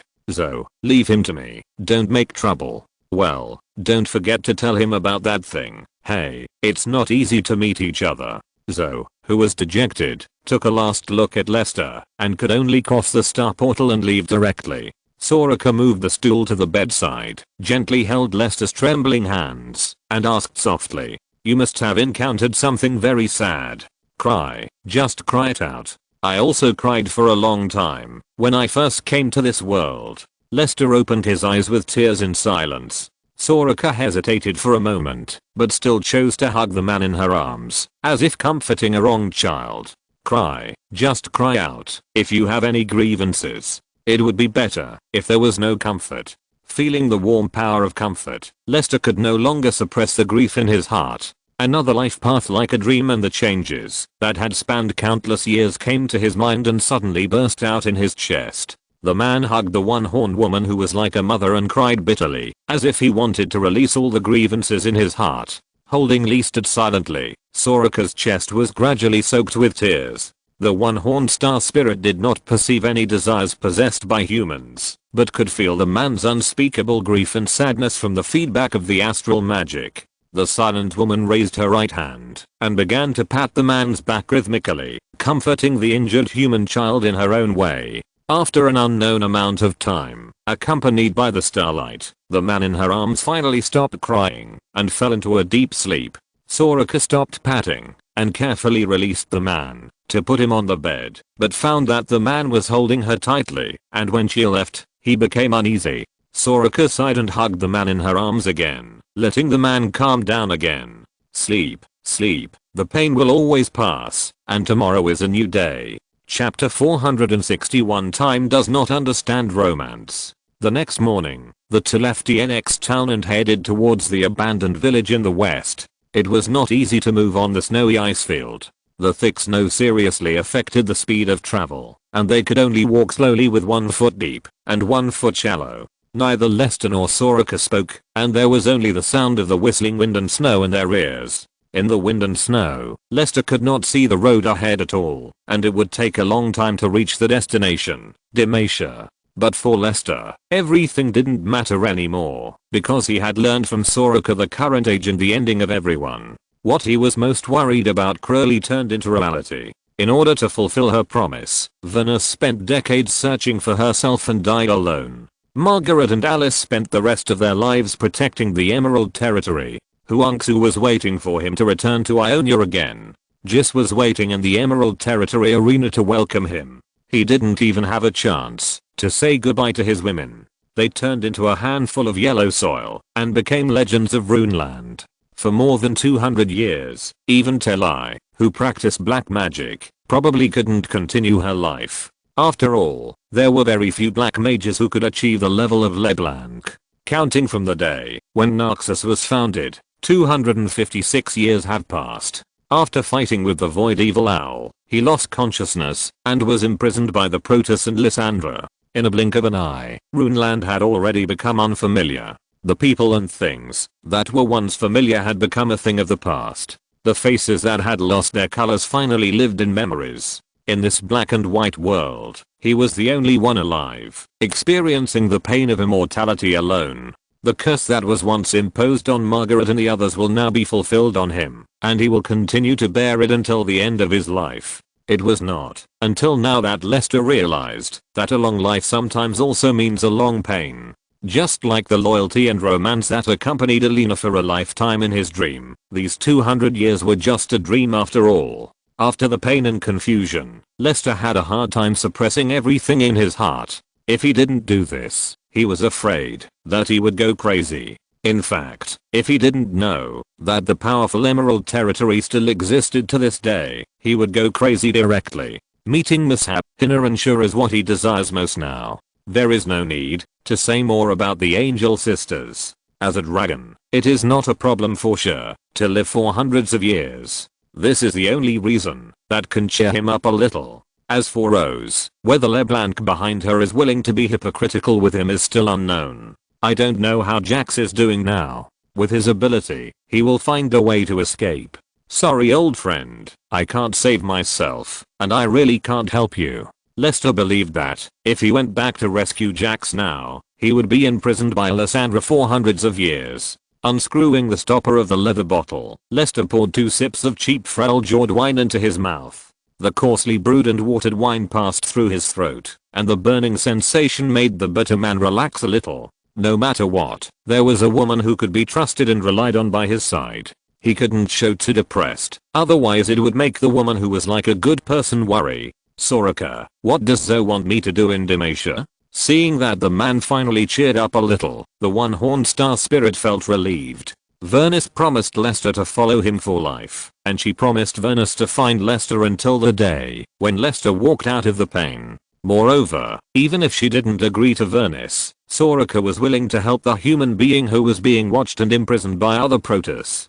Compared with the fate and suffering of other humans, the burden on Lester's shoulders seemed heavier. His complicated fate was entangled with many important people. As for how much of this mentality was for atonement to men for her Protoss companions, even Soraka herself couldn't see it clearly. The thoughts in her mind were fleeting, and Soraka responded softly. According to Zoe, Demacia is now at the most critical period. She asked you to find the answer yourself. This is really her usual style. Lester smiled bitterly and asked again. Will you leave when we arrive in Demacia? What reassured Lester was that the horned woman shook her head. I will leave one day, but I won't leave so soon. The wind and snow were getting stronger and stronger. The two had to temporarily move closer to the mountains and find a cave at the foot of the mountain to hide. However, when they arrived at the cave entrance, they found that the cave was already occupied, and a strong smell of blood came out of the cave. Hehe. 5 Freljord snow wolves as big as calves rushed out of the cave entrance. The beasts with their mouths grinning to the roots of their teeth greedily opened their bloody mouths halfway and stared at the two with green eyes. It seemed that they had just had a meal. The blood-red saliva of the snow wolves dripped on the snow and melted into circles of blood-colored spots. The wolf pack surrounded the two tightly in the center, obviously not wanting to give Lester and the others any chance to escape. With just one glance, Lester was sure that the strong wolf pack in front of him had already hunted many humans. Soraka felt endless malice from the souls of the snow wolves. In addition, these wild wolves had just eaten people, which made her give up the idea of persuading the evil wolves. The woman raised the crescent staff and prepared to forcibly drive away the snow wolf, but was stopped by the man. You will hurt yourself if you use mortal magic. Try not to use it if you can. I will deal with them, but they are not easy to deal with. I'm afraid it will be difficult for you to deal with such enemies in your current state. Knowing that Soraka was worried about him, Lester smiled and shook his head, gently pressing Soraka's right hand holding the crescent staff. Soraka stared at the gentleman in front of her, not knowing what he wanted to say. It's just some minor injuries. It's nothing to me. It will heal quickly. On the contrary, you have been protecting me all the way. I want you to know that I also want to protect you where I can, even if it's just a little bit." As if unwilling to continue to let the man improve his favor, the leading wolf let out an enemy howl, and the 4 snow wolves became more and more restless, ready to attack at any time. Turning his head, Lester protected the dazed Soraka behind him, and smiled coldly at the leader wolf. "Beast, your enemy is here. Let's see whether your teeth are harder or my bones." After the words fell, the leader wolf let out an angry howl, and the 4 snow wolves pounced on Lester at the same time. Chapter 462 Gentleness and kindness can heal people's hearts. Holding the wooden iron spear snatched in the NX town tightly in his hand, Lester lowered his center of gravity, holding the spear with both hands close to his waist, ready to go. The snow wolf facing him lowered its front legs, and the iron spear, which was not sharp, brought a fatal threat to the snow wolf. The snow wolf stopped its bite and attracted the attention of its prey with its teeth and claws, trying to create an opportunity for its companions behind the prey to attack. In addition to the other snow wolf that was restraining Soraka, the 2 snow wolves behind him attacked Lester, who was the most threatening. At the same time, one snow wolf trotted and bit Lester's calf, and the other snow wolf tried to knock Lester down and bite off the man's throat. Be careful. Although she was very touched, Soraka was not prepared to stand by and watch. Just as she raised her staff, she saw that the snow wolf that pounced on the man had been pierced directly through the body of the iron spear from the mouth, from the throat to the abdomen, and the snow wolf was pierced on the iron spear. The man's movements were precise and deadly, full of explosive power, which reminded her of the time when she was still on the top of Mount Targon. The war sect Lahorak among the Raka people, those shield-bearing warriors who were naked and only wearing leather battle skirts, also slaughtered the ferocious beasts at the foot of the mountain in this way. However, 2 fists are no match for 4 hands. Under the restraint of the other snow wolves, another snow wolf successfully bit Lester's right calf, and the wolf's fangs were embedded in the thin cotton pants. It swung its body backwards to try to tear off a piece of meat. The beast that tasted the flesh and blood became even more crazy. With his hands thrown to the side, relying on the potential energy of gravity, the spear withdrew from the body of the snow wolf. Lester didn't care about the pain. He raised his hand again and thrust the spear diagonally downward, piercing the back of the snow wolf. The tip of the spear pierced through the fur and shattered the spine as hard as iron, but the not so strong spear shaft still had an irreversible small crack under the strong resistance. Until the snow wolf died, the wolf's fangs still bit Lester's calf and refused to let go. Seeing that his 2 children died in the blink of an eye, the Wolf King let out a mournful cry and pounced on Lester himself. The other snow wolves also lost their last sanity and pounced on Lester and Soraka. "Leave. This is a tragedy that should not have happened to you or to us." Soraka raised the crescent staff high, and the pale green astral magic landed on the other 3 snow wolves, causing them to howl. Soraka, who knew how to heal wounds, naturally knew how to inflict pain. Although there were no substantial injuries, the snow wolves could not continue to attack in the severe pain. The leader wolf howled, and the fear of magic finally made the beast choose to tuck its tail between its legs and flee with the other snow wolves into the vast snow. Only 2 wolf corpses were left on the ground. Lester opened the wolf's mouth that had bitten his calf and limped towards Soraka with a broken iron spear. He only cast a simple spell, and the one-horned star spirit's hands were already burnt, and the falling flesh looked extremely hideous. Soraka's body was trembling, and her hands could hardly continue to hold the staff, but the woman was still enduring the pain and trying to smile at the man. "Wait a moment, I'll heal you. It hurts. It really hurts. Don't be afraid, it won't hurt soon." Lester shook his head, took Soraka's staff by force, and then supported the woman who was a little bit unresponsive, and walked towards the cave. "I'm talking about you, not me. You can heal others, but you can't heal yourself very well." Without saying anything, Soraka supported Lester in silence, and followed Lester into the cave. It was not a good idea to talk in the blizzard. Some of the dim caves could vaguely see piles of bones. In addition to the food that had turned into wolf fesses, there was also a frail-jawed woman who had just died and was gutted by wolves and a half-eaten snow deer. The fishy smell was overwhelming, but the two of them couldn't care less at the moment. The visibility outside the cave had been reduced to within 5 meters. Compared with the deadly cold, the stench in the cave was not worth mentioning. You are seriously injured, Lester. You need treatment. The two greeted each other and sat in a relatively clean place. Soraka's golden eyes could see things clearly in the dark, so she could see that the man's calf was injured to the bone. Although I can't heal myself, I have the ability to heal myself. This kind of minor injury will recover soon. Lester, thank you for your concern, but you really need treatment. Soraka wanted to take back the staff leaning against the rock wall, but was stopped by Lester. Soraka, if I didn't have the ability to heal myself, I would have died in Frostgard Fortress. The Protoss took away all my power, but they didn't take away the power of my life rune. It only takes some time, and my injury will heal soon. Don't worry, it will heal faster than yours. Just think of it as a berserker armor. Berserker armor? What is that?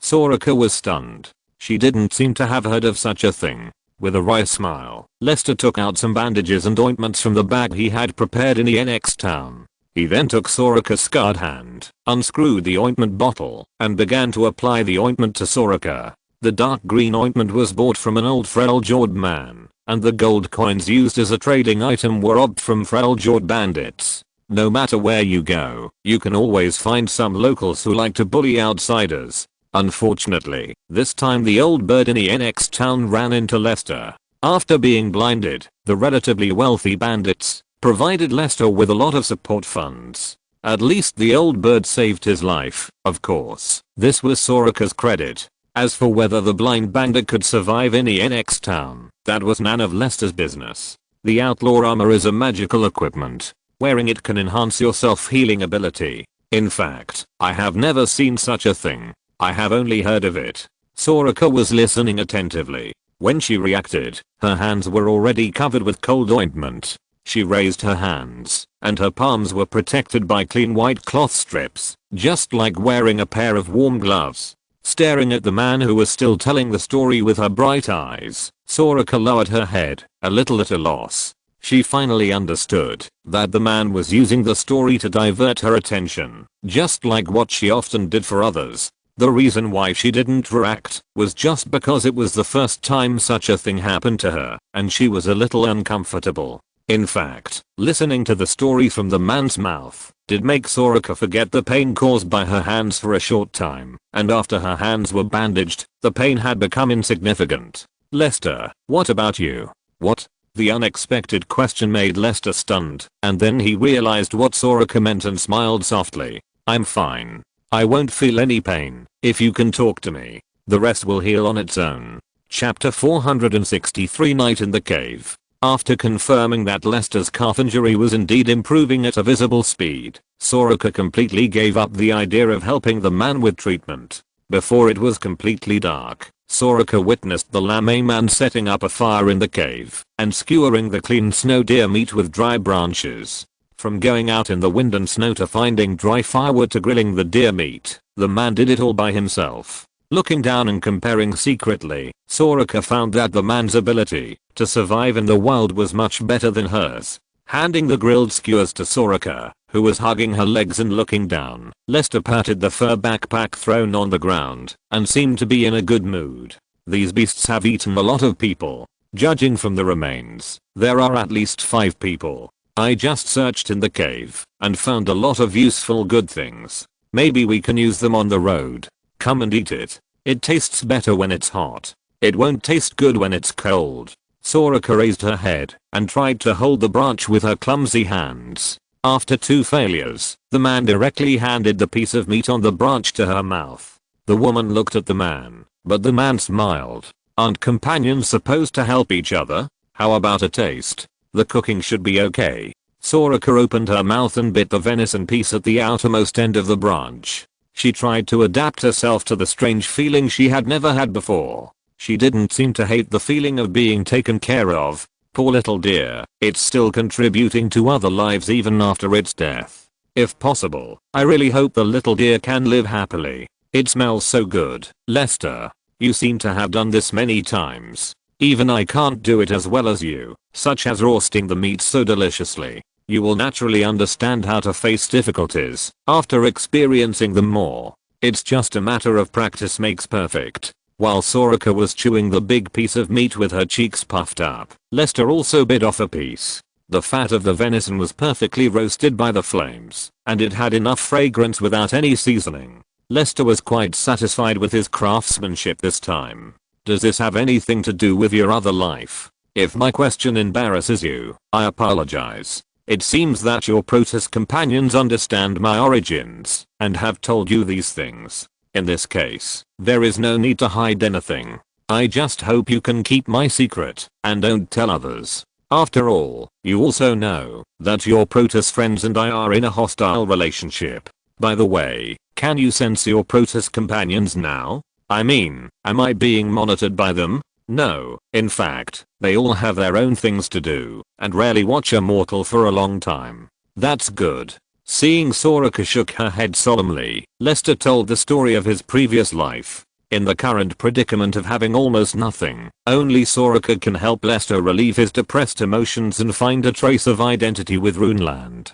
Before I came to this world, I was a professional killer employed by the organization. It was a world completely different from Runeland. There was no magic or gods, but there was a powerful technological force. Relying on the laws of physics, humans could travel proudly above the sky, explore the deep sea, and turn the earth into a barren land in an explosion. When I was still a child, I lived in the organization's base.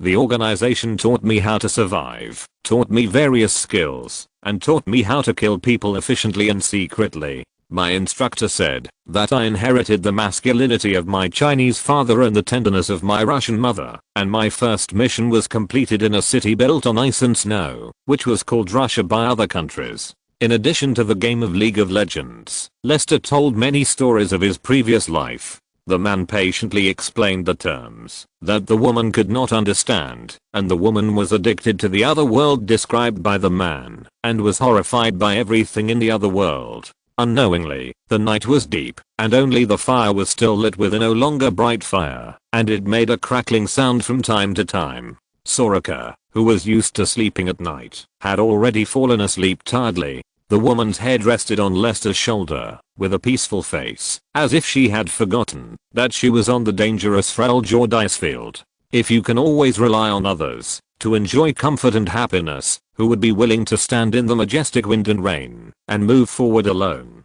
Although you are a star spirit, you have the purest and cleanest heart. You protect others who can protect you forever. The man who kept his body motionless carefully took out a rusty Demacia sword found in the cave from the package. The man held the hilt and looked at the cave in trance not far away, as if there would be danger there at any time. At least let me do something for you before you leave. Under the man's watch, a night passed, and the wind and snow disappeared. At dawn, Soraka opened her hazy eyes and saw Lester, who was grilling. The woman climbed up from the blanket on the ground. She did not find any signs of the man sleeping. Lester smiled a little embarrassedly. No choice. We can't find any other food for now. We can only make do with roasted venison. You are already amazing for being able to get food in this situation. And you cook so well that I won't get tired of eating it more than once. Soraka smiled gently. Seeing the man handing over the skewer of meat, the woman was ready to take it with her healed hands. However, for some reason, after trying twice, her healed hands still couldn't hold the sticks with the meat skewer steadily. Sure enough, the next second, the meat was fed to her mouth by the man. Soraka opened her mouth and bit it gently, but Lester began to nag. My leg injury has healed, but your hand hasn't healed yet. This shows that your recovery ability is not as good as mine. So you have to be obedient in the future. When there is danger, I will go first, and you can take action when I can't hold on anymore. Your magic is a last choice, understand? The most powerful people always take action last, and leave the minions to me. Yeah, delicious. The woman puffed up her cheeks like a hamster, and tried to express her love for roasted venison. As long as you like it. Lester sighed, not knowing whether Soraka had listened to him. After breakfast, Lester slung the polished Demacia sword around his waist, picked up Soraka's crescent staff, and carried his bag. The two walked side by side, embarking on a new journey again. On the snow, 2 rows of footprints were closely together, stretching to the horizon. Chapter 464 Another way to escape. We must bypass the village of forsaken children. Lysandra is sending people to look for us everywhere. She probably wants to capture me. It seems that I'm quite important in the eyes of that woman. Behind the hidden snow hill, Lester briefly told Soraka, who was squatting on the ground, what he had discovered. In addition to the necessary patrol guards, I also found many Frostgird warriors hiding in the trees and snow. Apparently, the mages of the Frostgird have spread the news everywhere. The Frostgird warriors already know our appearance. In this case, even with the Frostgird pass stolen by Zoe, we can't easily leave the Frostgird sphere of influence. We must change our original action plan. Rubbing her hands, Soraka blew 2 breaths of hot air into her somewhat stiff palms, her eyes sparkling. She seemed to like adventure. Then what should we do? Drawing a northeast-southwest wavy line on the snow, Lester tapped a dot on the right side of the line and another dot on the left side of the line, which looked like the south of the western side of the Frostfall Mountains is the territory of the Avarosa clan. We will directly cross the Frostfall Mountains and bypass the outposts and gathering places of the Frostgird clan. Looking up at the cliffs that stretch for thousands of miles not far away, this cliff is the Frostfall Mountains that separate the inland of Freljord from the Sea of Ice. As the largest mountain range in Freljord, no one wants to go up the mountain and die in vain except for the pilgrims and ascetics who are desperate and eager to be buried in ice. There are 4 major dangers on the icefield of Freljord. The wild bear tribe who believe in the thunder bear, the wild behemoths, the frost giants who are invulnerable and immune to frost magic, and the legendary snowmen. No matter which kind of danger is enough to bury mortals under the icefield, even the brutal bandits are no exception. The Frostfall Mountains contain the above 4 possible dangers, in addition to the troublesome carnivorous hunters such as the ironback frost wolf and the frost spider. This made Soraka doubt whether Lester's decision was correct. You know, although he has the ability to recover, Lester is only an ordinary mortal now, and he only has a Demacia sword and a simply repaired iron spear in his hand. Is it really safer for us to cross the mountains directly than to take a detour? I have heard that there are many terrible things in the Frostfall Mountains. Maybe we should go further north, to bypass the village of the Forsaken Children, and then go south along the frozen sea. Seeing that Soraka was still rubbing her hands and breathing, Lester opened his fur cloak and took the woman's cold and soft little hand, and put it in. His heart was suddenly frozen, and Lester shivered, and his teeth chattered. Hiss. Is it better? Yeah, very, very warm. Soraka nodded with a red face. The man's warm chest made her a little shy. Speaking of it, the man in front of her always did some embarrassing things seriously, as if he really took care of her like a little baby who knew nothing. Soraka did not doubt that the man was deliberately playing with her feelings, but the emotional feedback of the astral magic was that the man had no evil desires for her, only pure care and love, which was why she did not refuse. She did not hate this kind of pure kindness. In fact, I have also considered the risks of this matter, but I heard that there is an ancient ruins on the nearby Hanlo Mountains that can be crossed. Maybe we can try to find information about the ancient ruins in the nearby villages. Having a clear path is always better than moving aimlessly. If it is too dangerous, we will choose to detour. Okay, I'll listen to you. At the foot of the eastern foot of the Hanlo Mountains, a small village with only more than 100 people took root in this cold land. The villagers made a living by grazing and hunting, and were protected by the Frostguard clan on weekdays. At sunset, 2 unknown guests came to the village. At the call of the village chief, 12 young warriors armed with hunting spears and short bows gathered at the entrance of the village, and stopped the 2 foreigners with weapons and vigilance. Who are you? What are you doing in our village? The young warrior got the signal from the village chief, and asked the 2 people rudely. On the icefield of Freljord, any carelessness would lead to fatal disasters, including unknown visitors. Putting down his hood, Lester stood in front of Soraka, and responded in fluent Freljord language.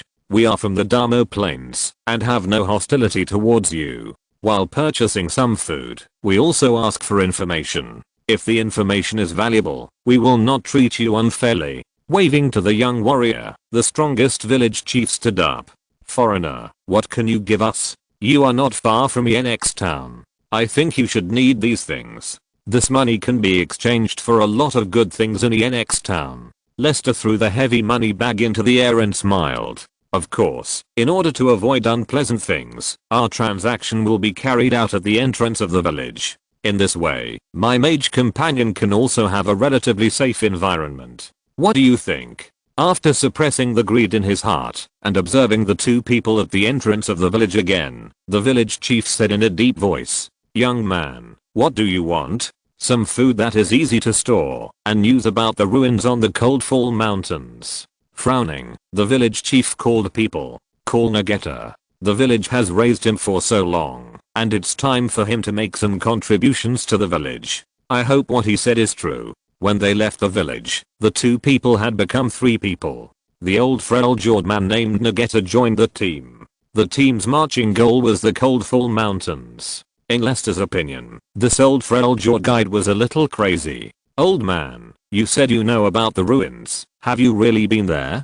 Nageta was wearing a smelly fur coat. His hair was messy like a bird's nest on the treetops. The old man only had one hand, and at this moment he raised it up with a serious face. "It's impossible to say. It's impossible to say. It's impossible to say. I can hear the call of the snowman. They are waiting for us to return to silence. Before we arrive, nothing can be said." Hearing Nageta's words, Lester's mouth corners curved a little more. "Lester, this old man may really be crazy. He is not pretending, which also means that his words are not credible. Soraka, if a kind-hearted and simple-minded little boy can pass through the ruins smoothly, do you think we can pass through smoothly?" Soraka was stunned for a moment, then nodded. "That's no problem. Just think of me as a prophet, like you. A prophet who knows everything but can do nothing." Chapter 465 Hidden in the Mountains. Ancient Ballads. Under the guidance of Nageta, Lester and Soraka did not walk along the obvious mountain climbing path, but chose a vertical rock wall composed of rock blocks. After taking a look at the path up the mountain that was not suitable for human beings, Lester himself doubted whether his decision was correct. "It's close here. Very close. Very close. The snowman is on it." The mysterious old man seemed to see Lester's hesitation and took the initiative to climb up. What puzzled and shocked Lester was that this cliff seemed impassable, but the old man could climb up easily. The staggered concave and convex rocks seemed to be arranged in a way that could easily cause visual dislocation for people below the mountain. Looking up from the bottom of the mountain, it looked like a vertical rock wall, but the actual situation was not the case. If this is a coincidence of nature, it would be too insulting to people's IQ. "Follow up and see. Give me the staff. I'll help you get it." "Okay." After tying the staff behind him, Lester supported Soraka's butt and pushed hard, allowing Soraka to climb up smoothly, while he called the unicorn spirit behind to avoid any accidents. The three began to move slowly up the mountain. After climbing for several hundred meters, they successfully arrived outside a hidden cave. There was only one passage in the cave, and no one knew where it led. The old man was so tired that he sat down on the ground to rest, while Lester began to make a simple torch. The oil of the behemoth was flame resistant and had a high heat release rate. It was the favorite kerosene for heating and lighting used by many frail-jawed people. In order to deal with the current situation, Lester deliberately prepared a small can. "Lester, come and take a look. There seems to be something here." "Here it comes." Soraka, who was observing the cave, waved at Lester and responded to the woman briefly. Lester used the Demacia sword to scratch the saltpeter block. The sparks from the friction of the metal directly ignited the oil torch. The man holding the torch walked quickly towards Soraka. "Look at these murals. They seem to be telling the story of the snowman." Bringing the torch close to the grey rock wall, Lester found that the so-called murals were composed of black lines, showing three elements in an exaggerated and abstract form, namely, the little man, the building, and the giant. Judging from the compositional meaning, the relationship between the little people and the giants does not seem to be a relationship between superiors and inferiors, but more like an equal relationship. The reason is that Lester saw many little people pulling adults to dance in a circle. Lester's eyes and steps moved deeper, and Soraka whispered her opinion. "There was a period of time in the past when I chose to measure the earth with my feet. At that time, I lived in Freljord and heard many rumors about the Yeti. Most of the stories and legends were widely circulated through the songs of the Note people. It is said that the Yeti is a peculiar magical creature with ice affinity. There are very few of them. They live alone on the icebergs and have their own ethnic groups and culture. Until a huge glacial disaster befell the Yeti tribe, causing heavy losses to the Yeti, and they began to disappear. The Yeti used to help or entertain humans who went up the mountain. Some enthusiastic Yeti even took the initiative to go down the mountain to visit human friends and help build houses with ice bricks. At that time, the relationship between humans and Yeti was very good, but good things always disappear easily. A sudden disaster occurred in the Yeti tribe. Since then, the Yeti has turned into a hideous and terrible monster, tearing humans to pieces or freezing them into broken ice, attacking all humans they see.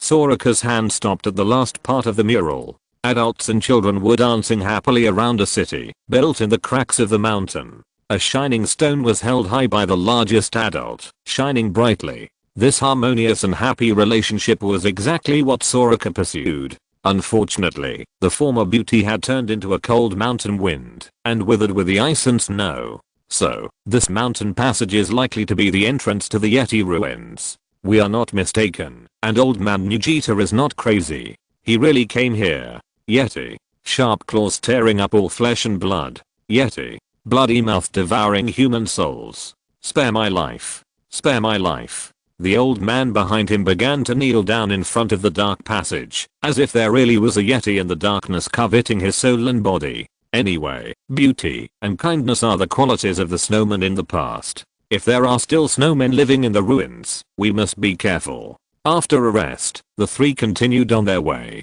The terrain gradually rose, but the fear on Nugta's face became deeper and deeper. The old man finally stopped in front of a huge ice door and refused to move forward. He just knelt on the ground and kept muttering. There was only a closed ice door at the end of the cave. There was a rock-based roulette wheel in the right front of the ice door. Lester could see that the roulette wheel was a concentric circle with 3 rings engraved with patterns that could rotate and move with the center of the circle as the base point. There was nothing else. After checking the status of the ice door, Lester frowned and returned to Soraka. This door cannot be opened in an ordinary way. It is likely to have a special mechanism. Soraka, can you judge whether this door is related to magic? Nodding, Soraka put her hand on the ice door and quickly shook her head. This door has nothing to do with magic, so it shouldn't be a magic door. Then it can only be a mechanical door. I didn't expect to see such an exquisite mechanical design in Freljord. Lester returned to the roulette base and began to observe the door opening mechanism. Soraka supported the shivering old man with some worry, trying to comfort the old man not to be afraid. The innermost round stone pattern that cannot be moved and can only be pressed down is a glowing stone. The stone emits 3 beams of light and is very similar to the stone on the mural. The first ring has a simplified picture of mouth, eyes, ears, and nose. The second ring is flying birds, swimming snakes, sea fish and wavy lines. And the third ring, which is the outermost ring, has the symbols of sun, moon, and stars. It is not realistic to rely on trial and error to judge whether the roulette is correct. Moreover, Lester cannot be sure whether there will be any terrible mechanism triggered if the trial and error fails. At that time, the mountain will collapse, and he will be buried on the spot, which will also harm Soraka. There is too little information available, and Lester cannot make a decision at will. On the other side, with Soraka's comfort, the old man finally stopped trembling, as if he had just seen the pedestal wheel. The old man was in a trance for a moment, and murmured the ancient ballad of the Freljord Norde, / the wind and snow howl / the rainfall / pure friendship is built on the boulder / above the iceberg / below the valley / the voice of God soothes the white eagle / thunder falls / the stars and the moon disappear / ancient notes flow into people's hearts / my friend / here I'm / where are you / the old man sang it once and again. The singing and dancing old man made Lester have some enlightenment. Listen to the disaster sound of wind, snow, and frost with your ears, and the gods will descend from the sky and soothe the flying Lee-eagle with their voices. The Lee-eagle will spread its wings and call the sun to break the disaster. The dark clouds will disperse, and the earth will welcome the first ray of dawn. So that's it. What? You are awesome. Soraka was stunned and didn't understand what Lester was saying, but Lester trotted to the woman and gave her an unexpected hug. After lifting her up high, he returned to the roulette wheel and started spinning it. After rotating the patterns of ears, flying birds and the sun to the 12 o'clock direction in turn, Lester took a deep breath and pressed the core of the roulette wheel. If you're listening to this novel on a channel other than Fanfic World, it means they downloaded and uploaded it without effort. We cordially invite you to visit our channel, Mundo Fanfic Novelos. There you'll find the original version of this story and you can explore many other novels of various genres. We're waiting for you to immerse yourself in a world of incredible novels. Chapter 466 God's Voice, Wind Bridge. The friction and rotation of the gears and chains tortured the eardrums and auricles. The rumbling sound made Lester feel that the mountain was about to collapse. Fortunately, although it took a long time, the ice door was successfully opened to the outside without any danger. Lester could even see the huge lever connected to the cast ice stone door. Obviously, something heavy pulled the chain and drove the ice door to open. He never thought that he could see such a sophisticated mechanism technology in the bitter cold land of Freljord. Then, a scene more shocking than the mechanism of the ice door itself appeared in front of Lester, making the man stand there. Buzz ring after the sound of the ice door opening completely disappeared. A strange rhythm came from the stunning scenery outside the door. Everything originated from a sudden strong wind. The strong wind blew through the mountain, and the wind chimes began to swing violently, breaking the silence. In the ethereal sound of wind chimes, the naturally formed porous mountain walls on both sides guide the airflow in the mountains to emit sacred hums and calls according to specific pores, like the solemn sound of God.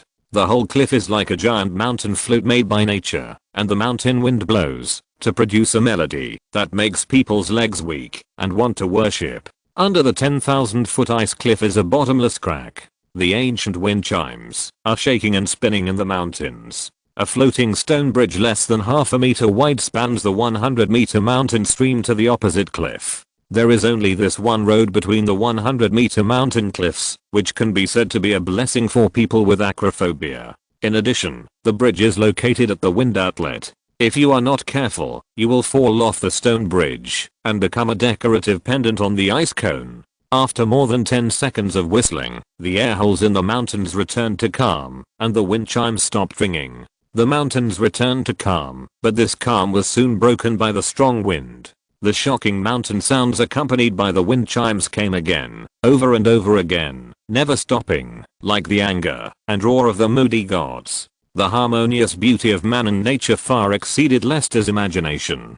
Perhaps if one of the hundreds of holes on the rock wall was missing, this wonderful scenery would not be formed. The snowman is there. We should not offend them. The way has been found. Let me go. Let me go. Please forgive me, Lord God. In the sudden silence in the mountains, the old man suddenly got up from the ground, yelling and running back desperately. Soraka raised his right hand, hesitated for a moment, but still chose to give up, because Lester did not choose to stop him. Let's go the rest of the way. Old man Nujita has completed his mission. It's too dangerous to go on. We can't take care of the old man in this situation. Soraka, who was standing next to Lester, nodded, but looked at the narrow stone bridge. No one could forcefully cross the stone bridge in such a strong wind. But my magic may not be able to stop such a strong wind. How can we get across? Lester pointed at the wind chimes. Listen carefully to the sound of the wind. Ring, ring, ring. Silence passed, and the ringing wind chimes seemed to be the key to open the mountain wind. Following the sound of the wind chimes, the terrible mountain wind whistled through the mountains again. After a long wait, the strong wind passed, and the wind chimes returned to calm. Soraka showed a look of understanding. The woman couldn't help but admire the man for being able to see through all this in a short time. It seems that you understand. Every time the wind chimes ring, it is when the mountain wind arrives. The mountain wind lasts for about 14 to 15 seconds. When the wind chimes disappear, there is no wind for about 15 to 16 seconds, with an error of less than 2 seconds. This period of no wind is our only chance to cross the stone bridge. I estimate that the distance of the stone bridge is about 120 meters. It takes 14 seconds to run across the 120-meter stone bridge. The time is very tight, but it should be sufficient for us. So that's how it is. As long as we run across when there is no wind, we won't be in any danger. In another silence, the two of them were ready at the entrance of the stone bridge. As the wind chimes rang, the wind whistled past. Lester, standing in the wind, held Soraka's little hand tightly. The two squatted on the ground to reduce the force area of their bodies. As the wind gradually subsided, the sound of the wind chimes began to weaken until it disappeared. Although Soraka had already made mental preparations, she felt her legs were a little weak, and she couldn't use her strength when the time came. Run. As Lester's voice echoed in the quiet mountains, the two of them ran towards the other end of the stone bridge. The stone bridge was narrow and smooth, without any railings, but the two were not ordinary people. They walked through it all the way, and arrived at the other end without any danger. When the two successfully crossed the bridge and sat on the ground, the mountains behind them blew up again, making their scalps numb. Let's go. We should reach the Yeti ruins. If we go a little further. Lester stood up and took 2 steps before he realized that Soraka was still unable to stand. Her trembling body was obviously not as calm as the woman's expression. Sitting back on the ground, the man took the woman's hand, held it in his palm, and gently wrapped it. Under the man's silent comfort, Soraka's body gradually calmed down and stopped shaking. Being watched gently by Lester, Soraka lowered her head in shame. She felt that she was holding back. Are you scared? The woman nodded silently, but Lester said softly, it's normal to be afraid. You've done well enough. You're excellent both as a Protoss and as a human. Soraka, in my eyes, you're a flawless and warm gem. Your only shortcoming is that you don't know how to take care of and protect yourself. You always get yourself hurt, just like that other idiot. You can be a high god, but you always get yourself covered in bruises. But you've walked on this land for thousands of years and have your own way of dealing with people. I have no intention of changing your previous behavior, but at least from my side, I want to save you from some harm. I want to protect you in my own way. Do you understand? Soraka nodded, then lowered her head, staring at her warm right hand. Lester, you are different from other humans. You are the first human who protects me wholeheartedly. I don't quite understand why you do this. If you were alone, you should be able to leave Frostguard Fortress easily, right? It is not convenient for me to move with my physical features that cannot be disguised. I'm too conspicuous. You promised Vernus to search for me in Freljord for more than 200 years, and you and Zoe rescued me from Lysandra. Do you know what this means to me? What does this mean to you? Chapter 467 Tribal War. This kind of kindness is enough for me to protect you at all costs, even if it means sacrificing my life. Soraka's eyes widened, while the man smiled bitterly and whispered, I used to think that the vitality Alina gave me was a gift, until I heard from you that Margaret and the others had left. I realized that it was actually a curse. I'm immortal, but I'm not prepared for immortality. I'm a little. To be honest, I can't accept such a cruel reality. I still fantasize that, if I return to the Emerald Territory, can I hug them again, even if it's only once, instead of facing their cold tombstones. Perhaps, only the ruthless can adapt to such talents and abilities. In my last life, I tried to be a ruthless person, and I succeeded. I was not affected by any emotions, but I promised Alina to cherish the feelings. So I came to this world, and tried hard to become an emotional person. I did it, although it was a bit utilitarian. Although I wanted to use them to build my power from the beginning, I gave them my heart and feelings, and did not treat them as tools. But, first Zio and Alina, then Margaret and Alice, they all died, and I couldn't even leave them a child, a hope. There is nothing I can't do, even if I don't have a long life. I'm afraid I'm not suitable to be a sentimental person, not to mention that I have experienced so much, but I didn't die. It's a bit too cruel. The man let go of the woman's hand and looked at the ground dejectedly. There are not many people in this world that I care about. Soraka, you are one of them. In my opinion, you are a person of my generation, and you are a star spirit. If we separate, and I happen to be alive, then one day in the future, we can meet again, and we can have a warm hug, and say a long time no see. That's enough. taking the initiative to hold the man's retracted hand. Soraka did not speak, but just quietly shared the man's sorrow. Soraka knew that it was not she who was truly wounded, but the man in front of her whose heart was already broken. This man was in so much pain that he dared not love or give his feelings. He needed his own guidance and comfort like a lost lamb. "Sorry, I made you worry." Lester, who had regained his spirit, stood up and pulled Soraka up. Let's go see what the remains of the Yeti look like." Going deep into the pass and going up, Lester and Soraka successfully walked out of the narrow and oppressive blue ice road. This is an ancient ruin built in the mountain. The architectural style is very fantastic. It is a large building with a round arched roof and square columns as fulcrums. There are no doors, only broken walls made of blue ice. It seems that it has suffered a severe earthquake wave, and all the buildings are in a state of collapse. There is no one living there, let alone the Yeti, and it can be said that there is not even a ghost. The two searched and found nothing except some human bones. It seems that this ruin has been abandoned for a long time. No one knows where the snowmen have gone. Since there is nothing, let's go. After confirming that the snowman Willump was unwilling to come out, Lester didn't want to continue looking for him. That would seem too deliberate. It can only be said that the fate of the snowman and Nunu does not belong to him. Lester left the snowman ruins from the other end, and when they returned to the surface again, they had come to the west side of the Frostfall Mountains. Through the snowman ruins, Lester and Soraka successfully crossed the Frostfall Mountains. Not far away was the endless sea of ice, and there were few people within 100 miles. Further south is the territory of the Avarosa clan. We may also encounter the warlike Winterclaw tribe.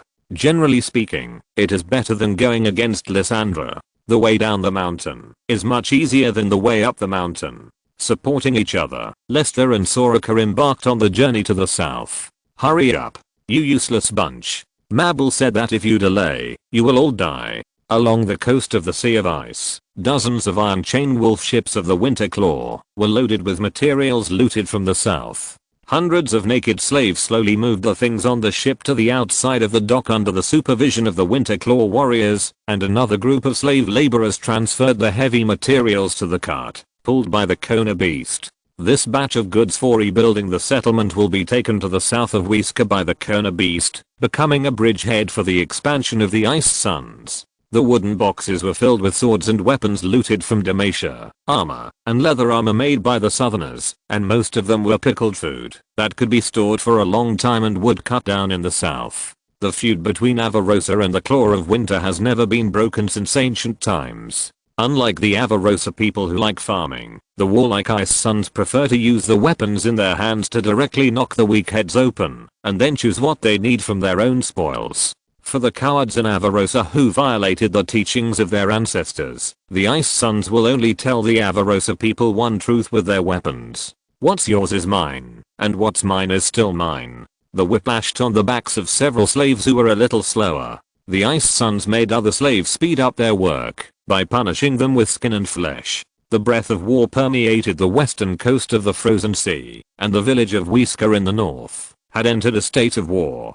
Mabel will soon come with her wolf cubs. Barcelona, where are my soldiers? Sitting high on the throne, Carliel, the war mother of the Avarosa clan, looked down at her most loyal Ice Warlock. War Mother Carliel, your soldiers are everywhere, and your soldiers are ready to fight at any time. They have long been prepared to defeat the Sons of Ice. Very good. Carliel nodded with satisfaction and waved his hand. No matter who it is, the enemy who dares to offend Avarosa must pay a painful price. Teams of Avarosa warriors with weapons left the surrounding small villages and stationed in Whiska. The purpose of the Sons of Ice was to establish a bridgehead village to attack Whiska, while the military purpose of the Avarosa tribe was to take advantage of the fact that the Sons of Ice were not yet firmly established, directly break through the defense line of the Claw of Winter, and pull out the nails planted by the Claw of Winter. Otherwise, the Sons of Ice would use the camp as a base to plunder the villages belonging to Avarosa, seriously affecting the development of Avarosa. Just as the two sides were about to enter a state of war, two figures from the north approached the large village called Whiska. Chapter 468 Behemoth. Obviously we came at the wrong time. Surrounded by a dozen tribal warriors and 3 dogs, Lester had to draw his sword to show friendship. "Hey, who are you? What are you doing in Avarosa? Where are you going? You'd better not play tricks, otherwise you will regret it." The leading female warrior held a 2-handed wooden axe, had a short haircut, and her right eye was covered with a sea urchin shaped tattoo that looked like a ghostly talisman. "Friends of Avarosa, we are travelers from Demacia. We want to return to Demacia now. We will not stay here for long, and we have no ill will towards Avarosa." Soraka took the initiative to negotiate, while Lester stared coldly at the tribal warriors, who were ready to move around. The cold and hard murderer Sora made the tribal warriors dare not underestimate the man in front of them. The process of confronting the man reminded them of the deadly frost wolf in the snowy night, but the threat they brought to themselves was exactly the same as those bears who like to worship the god of thunder. The female warrior looked at the other tribal warriors and threatened. "How can I say you are telling the truth? Listen, you are not welcome here. If you don't want to die, you better leave Wesker. But taking a boat is the best way to go to Demacia. We come to Wesker just to take a boat south." Soraka tried to explain while holding the staff, but the female warrior waved her hands impatiently and glanced at the handsome Lester. "What does your going to Demacia have to do with us? What's more, the Ice Sea has long been blocked by the wolf ships of the Sons of Ice, and you can't go anywhere. If you are caught by the Sons of Ice, you can only become slaves, or you might be favored by a war mother." Holding Soraka, who was a little at a loss, Lester took the initiative to put away the Demacia sword. "We are not enemies, we can even be friends. You are going to go to war with the Winter's Claw soon, right? I will join you to defeat the Winter's Claw, and as a deal, you need to provide a ship to take us to Demacia after the Winter's Claw retreats." "Just you? Man, how much do you think you are worth? How dare you say such big words? Haha, ha. The female warrior glanced at Lester and laughed. The tribal warriors around wanted to join in the fun, but they couldn't help but recall the man's cold eyes just now. They grinned ugly and couldn't laugh at all, which made the female warrior who was laughing alone a little embarrassed. Lester smiled slightly, untied the long sword, and handed it to Soraka. "I know that Freljord always speaks with strength, so I will use the simplest way to prove my strength. If any of you can defeat me in a one-on-one duel, I will give the Demacia sword to the tribal warrior and withdraw from Avarosa's territory. But if none of you can defeat me, then take me to see your war mother, and let us complete the deal. How about that? No matter what, you Avarosa will not suffer any loss." Nodding with interest, the female warrior swung the axe on the ground and scratched her nose with her thumb. "Interesting. Who will teach this ignorant kid a lesson?" 10 minutes later, a group of people were lying on the ground. The bruised female warrior got up from the ground. The original sea urchin tattoo on the right eye matched with the purple-blue panda left eye, which complemented each other and was extremely harmonious. "Ahem, kid, you are quite strong and are indeed qualified to see Kaliel War Mother. What's your name?" Shaking his numb right hand, Lester had to admit that these tribal warriors were quite thick-skinned. "Lester, you will remember this name soon. Narkson calendar, AD 256, December 15th. On the west coast of the Freljord Ice Sea, on the ice field south of Wesker, a tragic battle is going on. Thousands of Freljord people are waving their weapons for their tribes and war mothers. The blood dyes the pure white snow red and penetrates deeply into the land, continuing the blood feud of 1,000 years. A little further back, the Iceborn mages hiding behind the battle formation and casting chilling spells. The spells explode in the dense places, bringing great damage and deterrence to the living forces of both sides. Kaliel rides on the back of the pure-blooded northern warhorse, with the warhammer made of true ice attached to the right side of the horse's belly. The woman's face is as cold as ice, because she saw her mortal enemy, Mabel Warmother, riding her Juvask boar to make a provocative move to cut her throat, and she also saw the behemoth beast slowly advancing towards the battlefield. After seeing the behemoth, Avarosa's Iceborn mages began to prioritize attacking the war beasts with huge claws and giant paws. However, the Iceborn mages of Winter's Claw were not idle either. They used various ice shields to protect the behemoth. The gorgeous ice magic exploded on the shields, but could not hurt the beasts at all. Instead, the blindfolded beasts began to become restless and followed the sound of the master's flute to get closer to the main battlefield. The Beastmaster of Winter's Claw rode on the back of the behemoth. The Beastmaster was only wrapped in a thin layer of cloth, and his body was covered with wreaths and animal horns like witchcraft. His colorful body was particularly eye-catching in the crowd, but the ice suns around him were full of reverence. Woo woo woo. Putting down the bone flute, the Beastmaster tore off the cloth that blocked the beast's sight, stood high on the back of the beast, and blew the war horn. In an instant, the behemoths that had gained vision had red eyes, and rushed into the battle formation like a heavy tank, tearing Avarosa's spear formation apart easily, and its giant claws tore the bodies of the tribal warriors into pieces, causing Avarosa's morale to plummet. And there were 3 such war beasts. Bang! As the behemoths were rampaging, 2 gorgeous blue streams of light flew from the rear of Avarosa's army to the beast in the front. The magic shells broke through the belated magic shield and hit the beast. The magic ice crystals exploded at the impact point of the beast's body, piercing the thick hide of the beast, and the attack of the behemoth was stagnant, as if a sea urchin was hanging on it. Kill them all. The Beastmaster, who was hit accurately by the ice dragon cannon, and knew that his life was coming to an end, broke the clay pot that he had prepared long ago. The specially prepared blood flowed from the head of the behemoth into the mouth of the behemoth. The man made a more fanatical sound and stabbed the dagger that had been prepared long ago into his chest. Baby, do you smell my blood? Do you smell it? Kill. Destroy. Trample everything you see. The Beastmaster swallowed his last breath and climbed on the back of the beast, completely losing his mind. The behemoth rushed into the Avarosa army with another round of ice dragon cannon shells, causing huge casualties to the Avarosa people. Roar, roar, roar. The roar of the beast made Kaliel's momentum stagnate. She never thought that the Winter Claw, who always treated the behemoth and the Beastmaster as treasures, would use such a desperate method. Tell Lester that it's time for him to show his value. Chapter 469 Battle of the Gods, Bloody Cold Spear. Holding a 2.3 meter long fine cold iron spear, and wearing only leather light armor, Lester jumped off his horse, and walked against the defeated Avarosa warriors towards the behemoth. Soraka, who was healing the wounded at the rear of the army, looked at the man with concern, and was soon attracted by the wailing sounds that came one after another. At this moment, she could only pray silently in her heart that the man would come back safely. Bang, bang. There were 2 more artillery bombardments. The behemoth on the left wing was completely frozen into ice by the magic energy and shattered into blood-red pieces of meat under the strong pressure. The behemoth on the right wing was blocked by the Avarosa Ice Mage.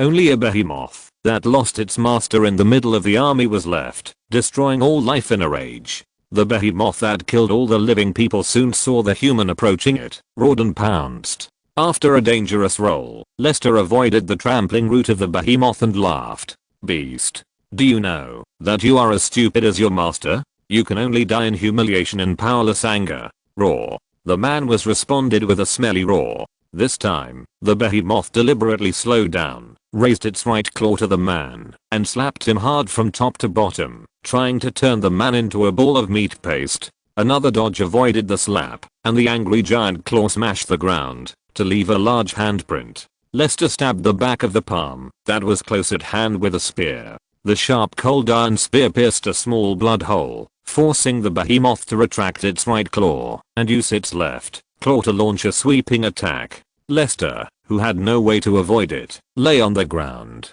The strong wind that tore through the air blew in front of him. The attack of the giant beast failed again. Because of the excess of force, his body was a little unstable. 3 useless full strength attacks finally made the giant beast with a pile of ice sea urchins tired.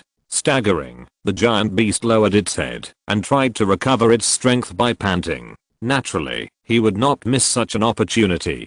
Lester, who had climbed up, stabbed the behemoth's chin with a gun. The soft chin was pierced by the spear, and bright red blood spurted out from the gap, spraying Lester all over. He twisted his right arm vigorously and slapped the black iron gauntlet at the end of the gun. Before the behemoth could raise its head to avoid it, the cold iron spear with fatal killing intent drilled into the behemoth's head like a black dragon, and the head organs were crushed by the spearhead.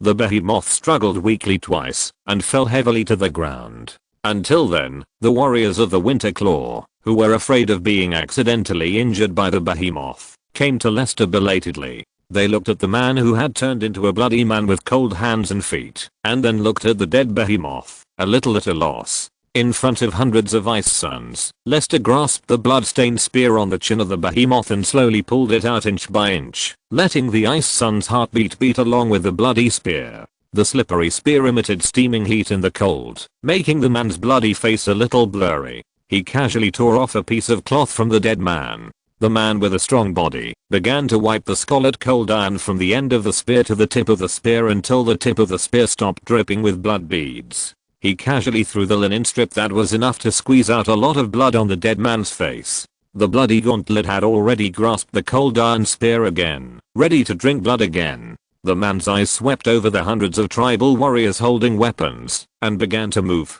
Every step would leave a deep bloody footprint on the ground. The calm voice made the hearts of the Winter Claw warriors present tighten. Aren't you the true warriors of Freljord, the Sons of Ice? What are you afraid of? Abandon all fear and let's fight like a true warrior. Either kill me or be killed by me. The man swung the tip of his spear and began to speed up his pace, charging at hundreds of people. The tall corpse of the behemoth was lying not far away. From the moment he wiped his spear, the Ice Sons were completely suppressed by the man's momentum.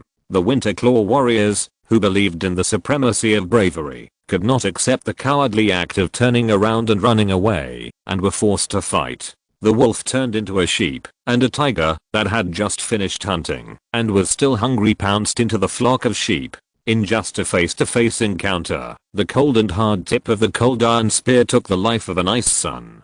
Witnessing their powerful companions falling to the ground helplessly, the frightened Ice Sons began to retreat on their own initiative, but there were still tribal warriors waving their weapons to challenge the invincible enemy, and then died helplessly under the spear. Apart from the violent panting and roaring, no sound could be heard on the battlefield. There was only the sound of the spear tip piercing the body and tearing the flesh, and the sound of the body falling heavily to the ground. Except for the initial declaration of war, the surrounded men were like a silent piece of black ice, delivering a cold coffin to all challengers. The fearless Ice Sons finally collapsed. They could face all-powerful enemies and sacrifice their lives for courage and glory, but they could not accept such a trivial fate. They would rather face the terrible bear sacrifice than face the invincible black gun. They died so humble, so worthless, and without glory, as ridiculous as the wild boars slaughtered in the village. Watching the Ice Sons flee, the man did not chase them, but just thrust the black gun into the heart of the still wailing tribal warrior, helping the Ice Sons to get rid of the pain. The man who had put away his spear turned around. Behind him were the Avarosa warriors who were about to come forward to support him.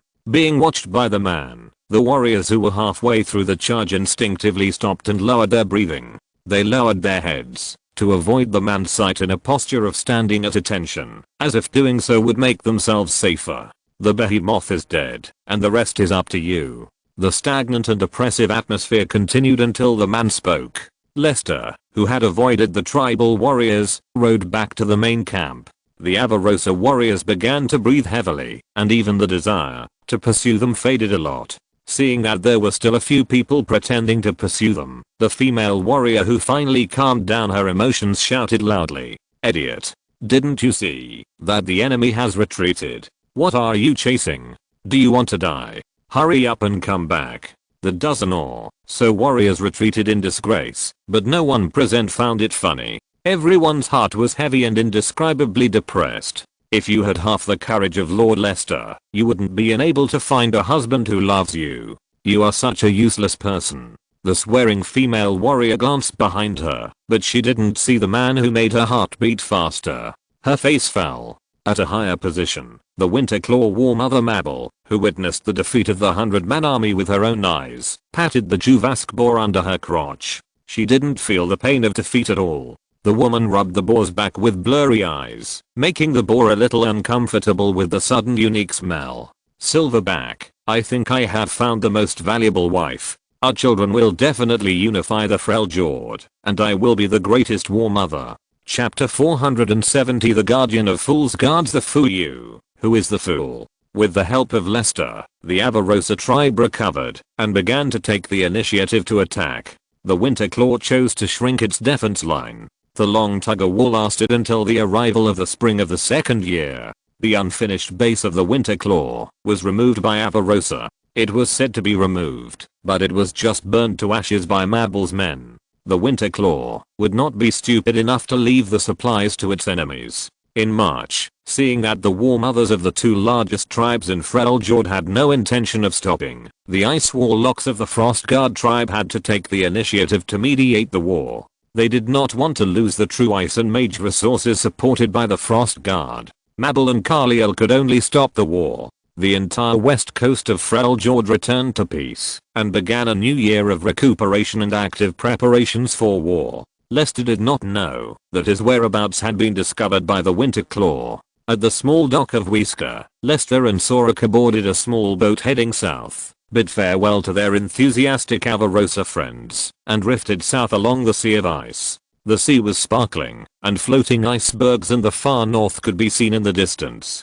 For the Freljord people, the far north seemed to be a taboo land. Lester, you have worked so hard these past few months. In the cabin, Soraka smiled and held the crescent staff. Her bright eyes never left the man's body. The more she got along with the man, the more she felt that the man was full of shining points. At this time, Lester was sorting out his gains. This time he fought for Avarosa and did not gain nothing. In fact, the people of Avarosa are more simple and hospitable than imagined, provided that you can play an irreplaceable role. In addition to the boat under his feet that was specially used to carry himself and Soraka, the legendary cold iron spear made by the Lu family, a follower of Ornn, the damaged iron gauntlet, a piece of iron-studded leather armor, and the Avarosa tribe's token were all the gains of Lester's operation. For Lester, the cold iron spear and the token were the only two things that were really useful. As long as he got to the Emerald territory, he could customize a set of top-level enchanted equipment at any time. According to the research progress of Huasi Shuzaha, he had to produce something in 200 years, but he didn't know how far the current rune energy converter could go. Soraka, it's not me who's working hard, it's you who should be. You've healed so many people, and the injuries you've suffered are more than the pain you've healed. It's not me who makes us too popular, it's you who saved countless people. Lester placed his belongings on other food boxes, sat opposite Soraka, took the cup of fragrant tea handed to him by the woman, took a sip, and the mellow tea fragrance made Lester relax a lot. Every time Soraka finished her work, she would hand him a cup of tea, and he had developed the habit of tasting tea. It's really delicious. I didn't expect to be able to drink this authentic southern continent tea in Freljord. No matter where you are, as long as you have a heart, you can always find your own direction. Lester smiled faintly. He enjoyed this ordinary life very much. Every time he talked to the Son of the Stars, he could forget what he was carrying for a short time. Zoe hasn't come to see us for a long time. We are about to arrive in Demacia. Do I really have to find the secrets of Demacia by myself? It's too difficult to tell me nothing and let me guess by myself. How can I say it? Soraka touched her chin, looking like she was thinking seriously. In fact, in the material world, there are very few things that really interest the Protoss. Most of the things in the material world are of no value in the eyes of the Protoss. Instead, there are some people and some things that make the Protoss curious. It's probably the same feeling as you Earthlings watching a movie, except that you Earthlings deliberately film it, while the Protoss observe the cold reality. Life is life, death is death, and there is no room for maneuver. I wanted to do something here, because I hate the way people's fate is arbitrarily controlled. But the more I experience, the more confused I become. I don't know if it's because humans themselves like to do evil, or if my companions are secretly guiding everything. In short, I think letting you go to Demacia is like watching a movie shot in Demacia, and you are the male lead they have chosen. For the daily activities of the Protoss, there is nothing more interesting than watching the heroes go on a thrilling adventure in person. Hero? Lester rolled his eyes, and his exaggerated look made Soraka cover her mouth and laugh. You always look so high and mighty, and decide everything on your own, as if the entire Runeland is their private property, and you can define a person's life at will. So the Protoss are actually very hateful. There is no other cute person like you in the entire star realm. But, cute. The unexpected compliment made Soraka turn her face away. The woman scratched her head a little embarrassedly. Her violet cheeks were as bright red as peach blossoms, and her beautiful posture made Lester stunned. Haha, this is the first time someone calls me cute. Haha, can I be called cute? Coming back to his senses, Lester tilted his head to look at the cabin. His expression was not very natural. I mean, you are silly and cute. If all the Protoss were idiots like you, I'm afraid they would have fallen into the human world long ago. At this point, Lester turned around again and smiled maliciously, giving a fatal blow. How can there be a Protoss who is as miserable as you? You actually went from being a high-ranking audience to a supporting actress acting with the male lead. Ugh. Lester. Soraka puffed up her cheeks angrily, like an angry little hamster being teased, raised the crescent staff in her hand, and made a gesture of hitting a fool, while the man shrank his body, and looked terrified and begged for mercy, paying the highest respect to Soraka with a French military salute. The two looked at each other silently, and their eyebrows gradually softened, turning into rippling spring water. Lester put down his hands, Soraka put away the staff, and the two laughed happily at the same time. In the cabin, the Avarosa boatman who was responsible for rowing the boat sat at the bow with dead fish eyes and panda eyes, and all kinds of laughter and joy came from behind. The middle-aged man who was inexplicably hurt threw the fishing rod hard on the sea, as if he wanted to kill a fish directly with the hook. Frost of Freljord, if you can hear my prayers, please punish those guys who are trying to melt the iceberg. They make trouble day and night. They simply don't treat me as an outsider. Woo woo woo. Chapter 471. If life could only be like the first time we met. The ship has arrived and is parked at the shore. I'm sure there is a piece of white cloth tied to the bow. The waterline is very shallow and there shouldn't be much cargo. Very good. Very good. No longer looking at the spy, the scar-faced woman turned around and spoke to the hooded man with a respectful face. Lady Grace, I'll trouble you next.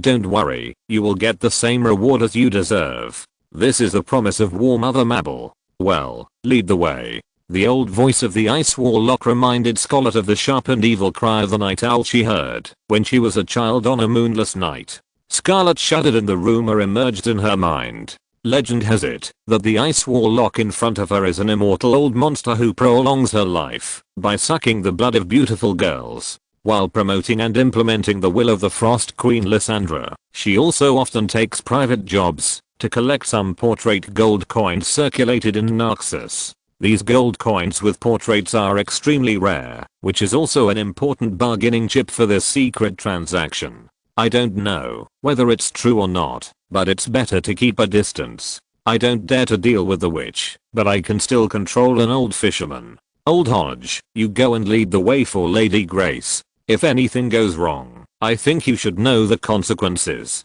The old boatman nodded, bowed deeply, saluted the two of them, and then said respectfully to Grace, "Please follow me, Master Mage." Walking in front of the Ice Warlock, old Hodge's body became much stiffer. The trembling old man could only speed up his pace to prevent the evil witch from taking his soul away. Even the Scar woman was afraid of the character is definitely not a character he can neglect. The reward of the Winter Claw is good, but you have to live to get it. The two came to the coast one after the other. The solid rope tied to the wooden stakes fixed the boat, swaying with the waves. Master Mage, they are on the boat. Old Hodge hunched over again and carefully pointed to the boat on the sea. The hooded Iceborne Warlock nodded and walked towards the boat, which made Old Hodge breathe a sigh of relief. In the cabin, Soraka, who was sleeping next to the man, sensed the hostility, lifted the blanket, and sat up from the man's arms. The one-horned star spirit rubbed his eyes and touched his crescent staff.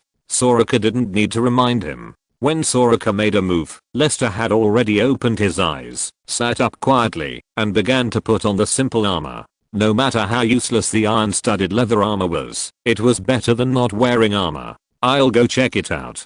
Be careful. Yes, you have to be careful. Nodding to Soraka who looked worried, Lester walked out of the cabin with a cold iron spear. The boatman had fallen to the bow, his life or death unknown. An uninvited guest wearing a hood and dressed as a mage was standing at the bow, looking at him quietly. His body seemed to be trembling. Lester frowned, but his right hand clenched the spear, ready to kill the tracker with one blow. There was no way to hold back. Lysandra's people. I didn't expect you to find them. Lester. Is it you? To Lester's surprise, the female mage did not launch an attack, but took off her hood, revealing a dry and old face. This was a confused old woman, with deep eye sockets and age spots covered with dry and wrinkled skin, like orange peels exposed to the sun for 10 days, no different from the old witch who shared the poisoned apple in the legend. Without relaxing his vigilance, Lester did not launch an attack. The old man in front of him gave him a familiar feeling, which made him a little unsure of who the visitor was. The strange thing was that the other party seemed to be unsure of his identity. You seem to know me. Aren't you here to arrest me under the order of Lysandra? The old woman did not answer Lester's question, but tremblingly took out a purse from her arms and poured out a gold coin from the purse. One side of the gold coin was engraved with the outline of a city, and the other side was a human face outlined with simple lines, depicting the charm of a man in just a few strokes. There were very few such gold coins. The gold coins circulated after the Emerald Territory had been changed into cold magic steel masks. After comparing the two, the old woman holding the gold coin tightly took a deep breath, her eyes fixed on her withered hands. The old woman took a step back, then a second step back, covered her hood again, turned around and was about to escape. At the moment of turning around, the moon peeked out from the clouds, illuminating this small world. The short old woman and the back of a lovely girl in her memory overlapped. That back had accompanied her when she was the most lonely and helpless, perhaps with a little expectation. You know me, don't you? Lester put down his spear, ran off the boat, stopped the old woman on the coast, and asked with a trembling voice. You are Grace. You are Grace, right? Grace, is it you? The old woman smiled bitterly and nodded. I didn't expect you to still remember. The word stopped abruptly, and the old woman stared blankly at the young man who hugged her tightly, with a dazed look on her face. The purse in her hand fell, and the gold coins with human faces on the emerald collar were scattered all over the ground, emitting a soft golden light under the moonlight. That was all her efforts for more than 200 years, and also her expectation for her future. She had imagined that when the man was released by the Frost Witch, he would come to her, give her a warm and free hug, or touch her head lovingly, and then let her touch his head, and go to the tavern, to eat delicious food together. But the man who entered the Ice Palace never came out again, and there was no trace of him, as if he had evaporated from the face of the earth. Her little wish was shattered. She asked the Frost Witch, but the witch's answer was that the man had given up the power to attract the void and left Freljord alone. The following Hall of Nine Saints seemed to confirm the witch's statement. In more than 200 years, no watcher would be affected by the void and lost in the Hall of Nine Saints. Everyone believed that the factor that caused the void shock had been erased by the witch. She believed it, but was disappointed. She used the merit of finding and bringing back Lestat to exchange for freedom from the Frost Witch. The witch agreed to her request and gave her freedom. After leaving the Frostguard fortress, she said goodbye to Catherine. When she learned that Church had left the fortress in advance, she gave up the idea of saying goodbye to Grandpa Church. She went to the Emerald Territory and found the fake Lord of the Emerald Territory. After confirming that he was not the person she was looking for, she began to wander around the Valoran continent, hoping that they could meet again one day. 1 day, 2 days, 1 year, 2 years, 10 years, 20 years, 50 years, 100 years.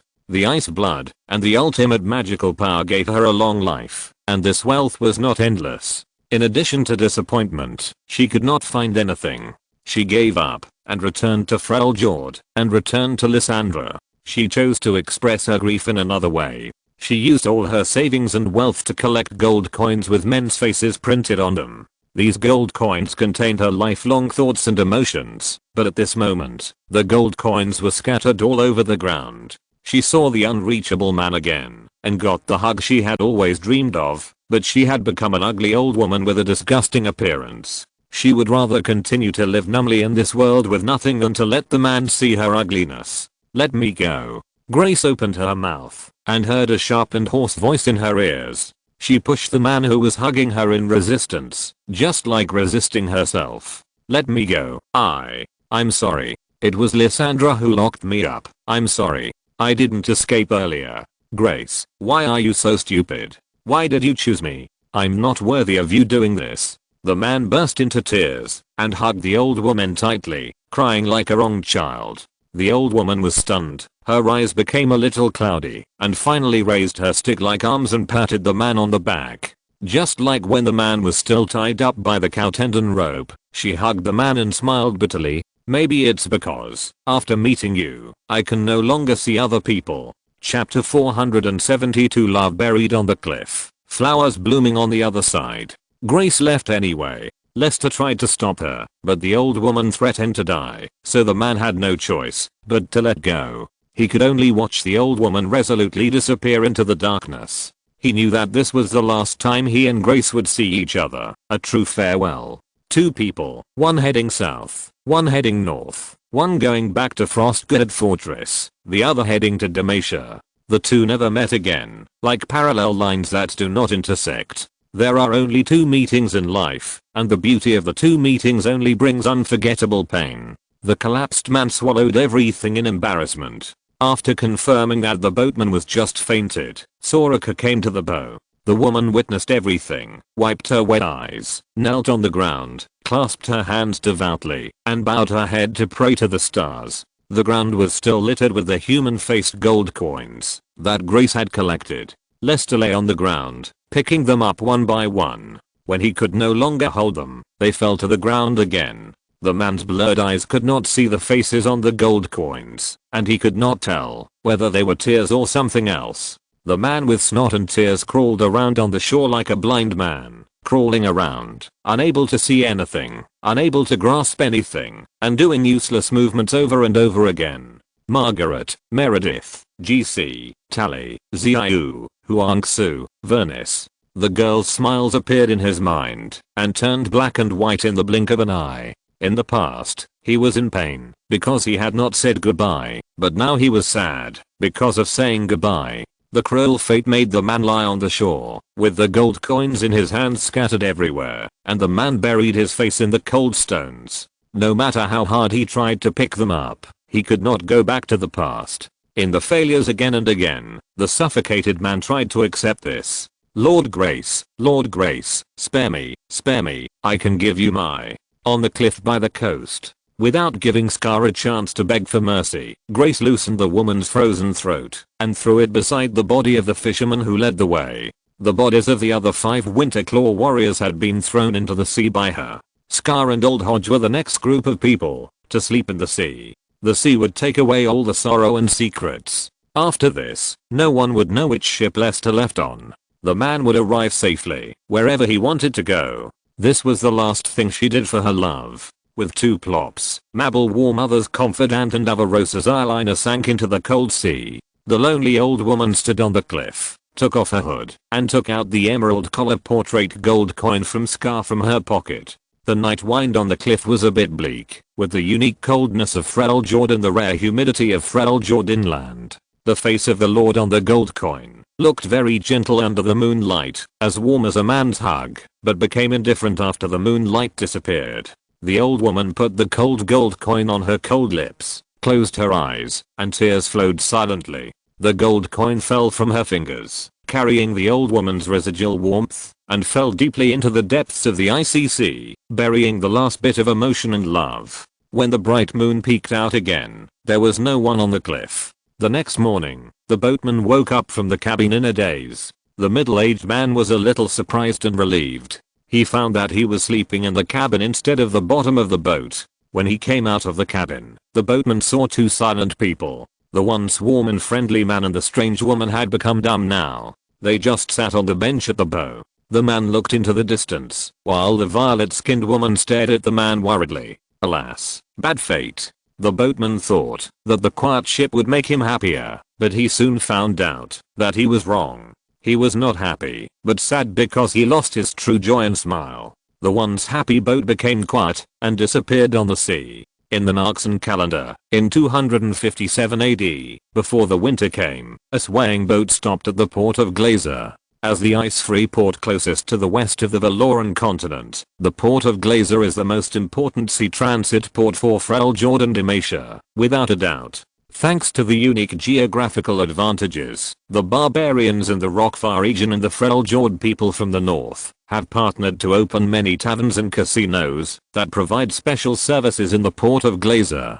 They also secretly engage in some not so clean human trafficking business and underground death arenas. In the port of Glazer, you can even see many prosperous free trade areas. The main currencies in circulation are ancient Shurima coins, Demacia coins and emerald collar coins. When the ship docked at the dock, many barbarian warriors who were unwilling to be lonely and barbarians in the Rokfar region stared at the visitors coming up and down the boat and used vulgar jokes to bet whether the passengers were with a penis and whether they could stuff 2 strings of candied whores in front and back. When 2 people got off the ridiculous boat, the happy atmosphere stagnated a little. The barbarians restrained their heavy iron spears and extraordinary staffs a little bit after their eyes swept over the Frostgird clan emblem that the man showed to the dock guards. Even the idiots on the dock, who only knew how to pick their feet to eat, put away their little thoughts. A warrior and a mage are not easy to deal with. Going against the warriors and mages from the Frostguard is to seek death. Although they are far to the south, the barbarians and savages of Lokafar always know who is the real overlord who controls Freljord. They don't want to lose their happy days of freedom. The queen in the north is not unable to control the land west of Broken Ridge. Note, the west side of the Urus Mountains, the north of Demacia, and the mountains west of Rakstark, but she is too lazy to do it. It is the style of the queen to receive protection fees without spending a lot of effort on management, but this does not mean that the place where you collect protection fees can also beat your own people. That is simply blind. It seems that the Frostguard is still very deterrent here. Lester could clearly sense that there were fewer malicious and prying eyes, and whispered to Soraka, who was wearing a cloak to cover her whole body, "You must be a little tired after drifting on the sea for so long. How about taking a rest for a while?" "Yes, I'm a little tired." Soraka nodded. When she was with the man, the malice of humans against her always came and went quickly. "Let's find a tavern to ask for information. This place is not too far from Demacia. Maybe I can hear some useful information from the rumors." The 2 people who made the decision quickly left the dock and disappeared in the busy crowd. If you're listening to this novel on a channel other than Fanfic World, it means they downloaded and uploaded it without effort. We cordially invite you to visit our channel, Mundo Fanfic Novelos. There you'll find the original version of this story and you can explore many other novels of various genres. We're waiting for you to immerse yourself in a world of incredible novels. Chapter 473, The Star Spirit's First Big Meal. Walking into a tavern outside the port, Lester and Soraka found a seat by the window and sat down. Soon, a young man in a short coat came trotting in front of them, looked at them with a lowered eyebrow, and smiled at Lester. "What would you like to order, my 2 guests?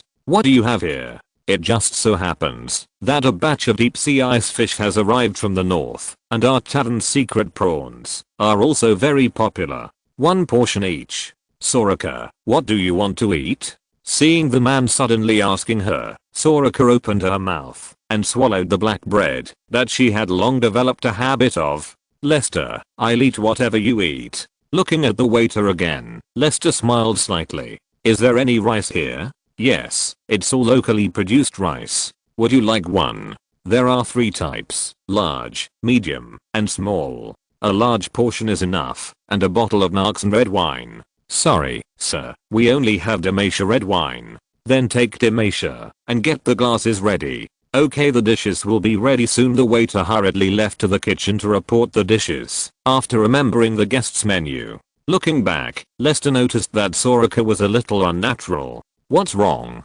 Is there anything uncomfortable? This place is next to the window, and the air should be the best." The man guessed that the woman might hate being with a group of smelly men who like to be shirtless. "Or I'll ask if there are any single rooms. It's too noisy here." Soraka shook her head, with 3 parts of embarrassment, 2 parts of shyness, and 5 parts of expectation on her face. "It's the first time I've eaten something so good.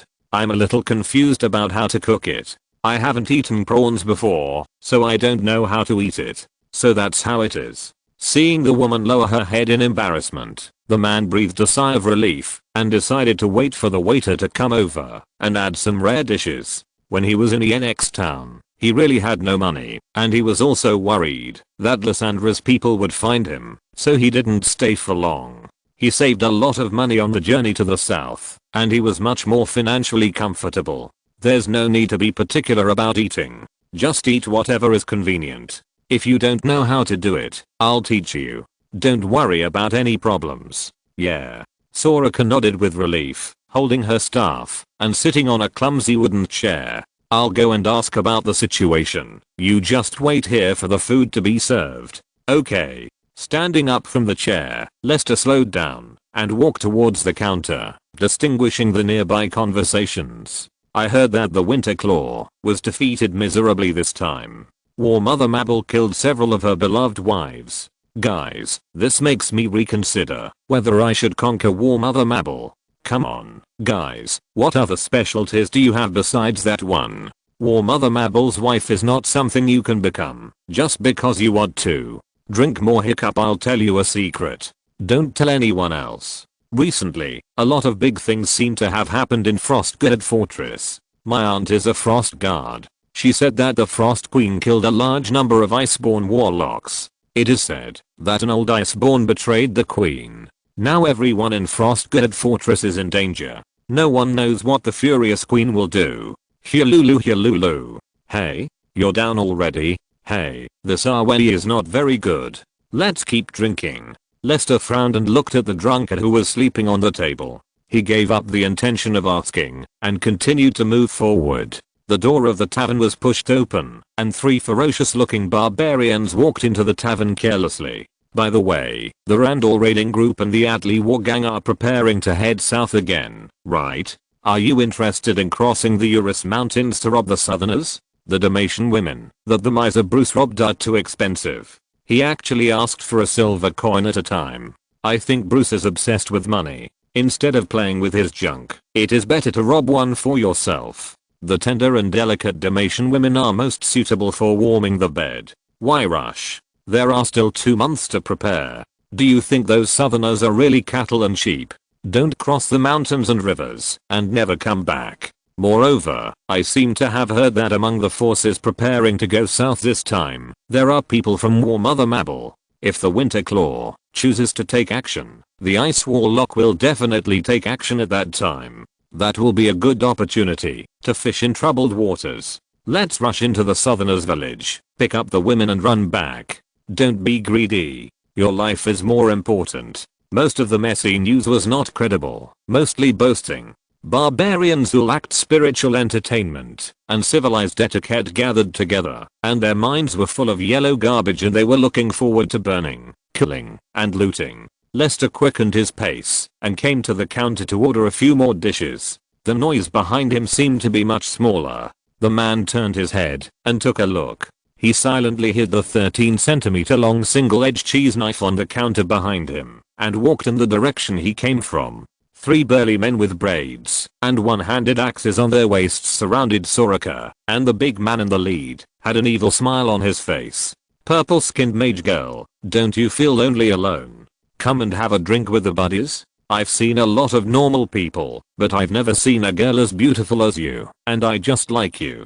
Please leave here. Otherwise, don't blame me for being rude. You're welcome. I like women who are rude the most. That's the fun. Soraka, who was chased and blocked by 3 people, pressed against the wall and used her staff to block the barbarian's restless hands. The back of her hand hit the staff and left a red mark. The big guy in the lead was not angry, but winked at his subordinates with more interest, smiled knowingly, and his subordinates directly took the staff away, and another person tried to hug Soraka. The tavern became completely quiet. No one was willing to step forward, but many people held their glasses with interest and prepared to watch the show. Hey, look here. Are you looking for death? The big guy was patted on the shoulder by the person behind him. He turned his head unhappily, but what he saw was the tip of the knife, which was condensed into a point, pointing straight at his eyes, getting closer and closer, and in the blink of an eye it was outside his eyelids. Puff. The moment his pupils dilated, the big guy had no time to react, and the knife pierced his lens, penetrated deeply into his eye socket, and went straight into his ventricle. The man holding the knife smiled faintly and twisted the handle with force. The spectators who were watching the show could no longer keep their calm smiles. The timid ones had already stood up and left the tavern on tiptoe. The bold ones didn't want to cause trouble, so they quickly turned their bodies back to the table and stared at the food on the table, thinking about whether they should take the food and leave. The consumption here is not cheap. With a thump, the big guy's body fell heavily to the ground. The other two barbarians were stunned for a moment, and then their eyes turned red. They pulled out the one-handed axes at their waists and prepared to attack. Soraka took the staff back with force, her eyes full of worry. Different from her previous innocence and kindness, this time, she felt boundless anger in the man's emotional fluctuations. Chapter 474 The Choice of the Stars. Tomorrow will be better. You shouldn't bully her. Holding the bloody knife stained with minced meat, the man's expression was not angry, but serious and earnest. The two barbarians' hearts tightened at the calm tone, and the impulse of revenge was suppressed by the inexplicable threat. There are so many bastard gods in this world. She is the only one who treats you as children. The only one who sees you ungrateful bastards in her eyes and takes good care of you. She suffered for you, just to save more humans. But you always hurt her. Always hurt her. The man took a step forward and approached the two barbarians. The two barbarians took 2 steps back and stuck to the wall. This is her first time to have a big meal. Before this, she had always eaten the cheapest food and gnawed the driest black bread. She did this just to give the coins she got from healing others to poor humans. She would rather suffer herself than watch humans suffer. But what did you bring her? Soraka lowered her head with a complicated expression. In 1,000 years, this was the first time someone stood up for her. Being forced into a corner, the short barbarian on the left began to loudly refute and accuse. Stop talking nonsense. We just said a few words to this woman and you killed Boss Mark directly. Boy, no matter who you are, no matter whether what you said is true or not, you are dead. As for this purple-skinned woman who you called God, you said she is a god. Don't be ridiculous. So many people in Freljord freeze to death and starve to death every day. Where is she? Do you know? Live burial. Newborn babies were buried in the snow by their parents because they could not afford more mouths to feed. They could only feed one. So the second and the third must die. You said she is a god. You said she treats us as her children. Then why doesn't she change everything in Freljord? Who wants to live in a barren land with freezing weather all day long? Why do people in the southern continent have food and clothes when they are born, but we can only fight against the sky and the earth when we are born? She can't do anything. I've never even seen her. What kind of god is she? In my opinion, she is not even as useful as a prostitute. Prostitutes can help us vent our sexual desires. Hearing the evaluation of herself from the human's mouth, Soraka lowered her head with empty eyes and even couldn't hold the staff tightly. On the other hand, Lester's voice was completely cold. The man threw the knife on the ground and picked up the spear leaning against the table. Do you think that you were born in Freljord because others owe you something? Do you think there is heaven outside Freljord? Demacia, a country on the west coast that was forced to establish a country after being chased by black mages for thousands of miles, resisted the warlord Uzal, overthrew the tyranny, and occupied the immortal fortress on the east coast, and Shurima, which has been destroyed for 1,000 years and is still rampant with sand bandits, has suffered a lot of hardships, and which tribe has not stubbornly tried to survive in this world? What hurt you is the climate of Freljord, the inactive gods of Freljord, and the tribes that fought against each other. Is it her? Even if she doesn't have enough power to change Freljord, she at least didn't hurt Freljord. What are you doing? What efforts have you made for Freljord and your dissatisfaction? You don't pick up a hoe to transform the harsh environment of Freljord. You don't take up arms to fight the evil gods of Freljord. You don't take up the banner to quell the war in Freljord, but you use this ridiculous excuse to bully people who have never hurt you and take out your anger on the weaker ones.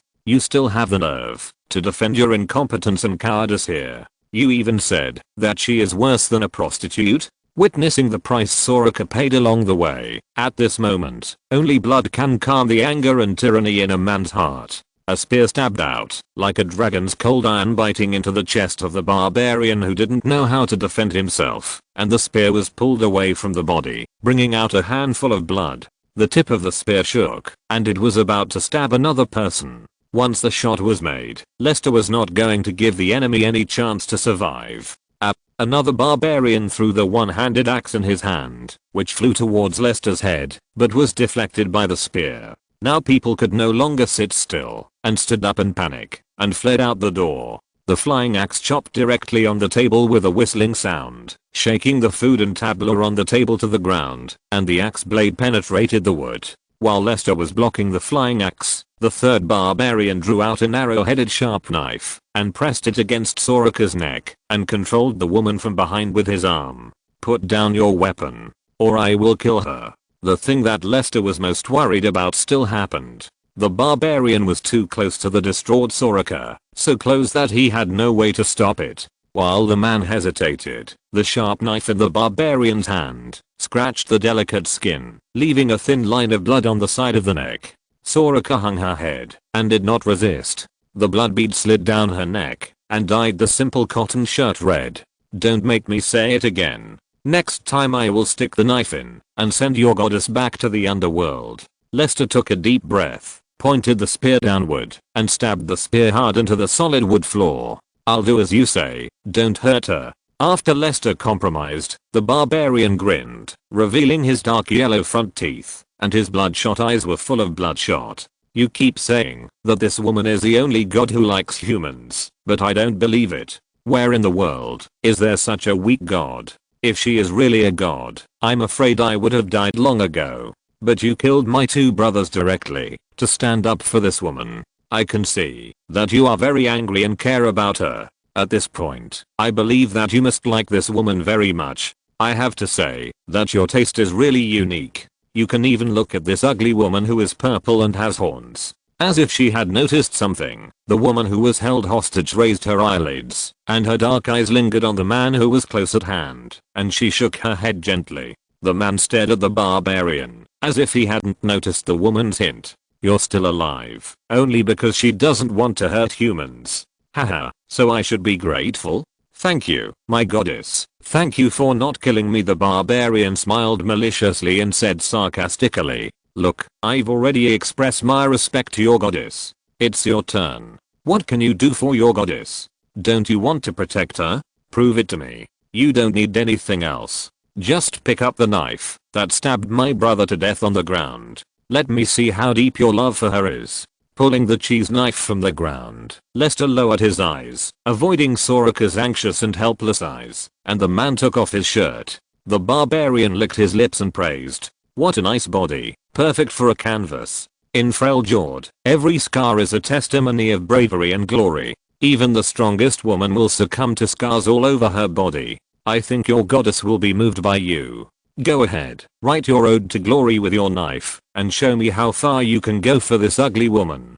Don't do this. Lester, please, put down the knife in your hand. I can't die. I can't die." The man finally raised his head and looked at the woman gently. "But it will hurt. It hurts a lot." The knife steadily cut across his left arm, and a 5 cm long cut was opened. The bloodline connected into blood beads and merged into a stream on the floor. The barbarian's pupils shrank, and Soraka began to struggle with tears. Witnessing the terrible scene in front of them, the tavern spectators who had not yet completely left couldn't help but shudder. This man felt like he was cutting someone else without any pain, but no one would be stupid enough to think that the man had no consciousness. The second knife mark appeared next to the first one, and Lester's voice was always gentle. "I know you don't want to hurt any life. You want to respect all human beings. You want to protect the injured. Soraka, I understand you, but I also want you to know that not everyone is worth giving everything to love.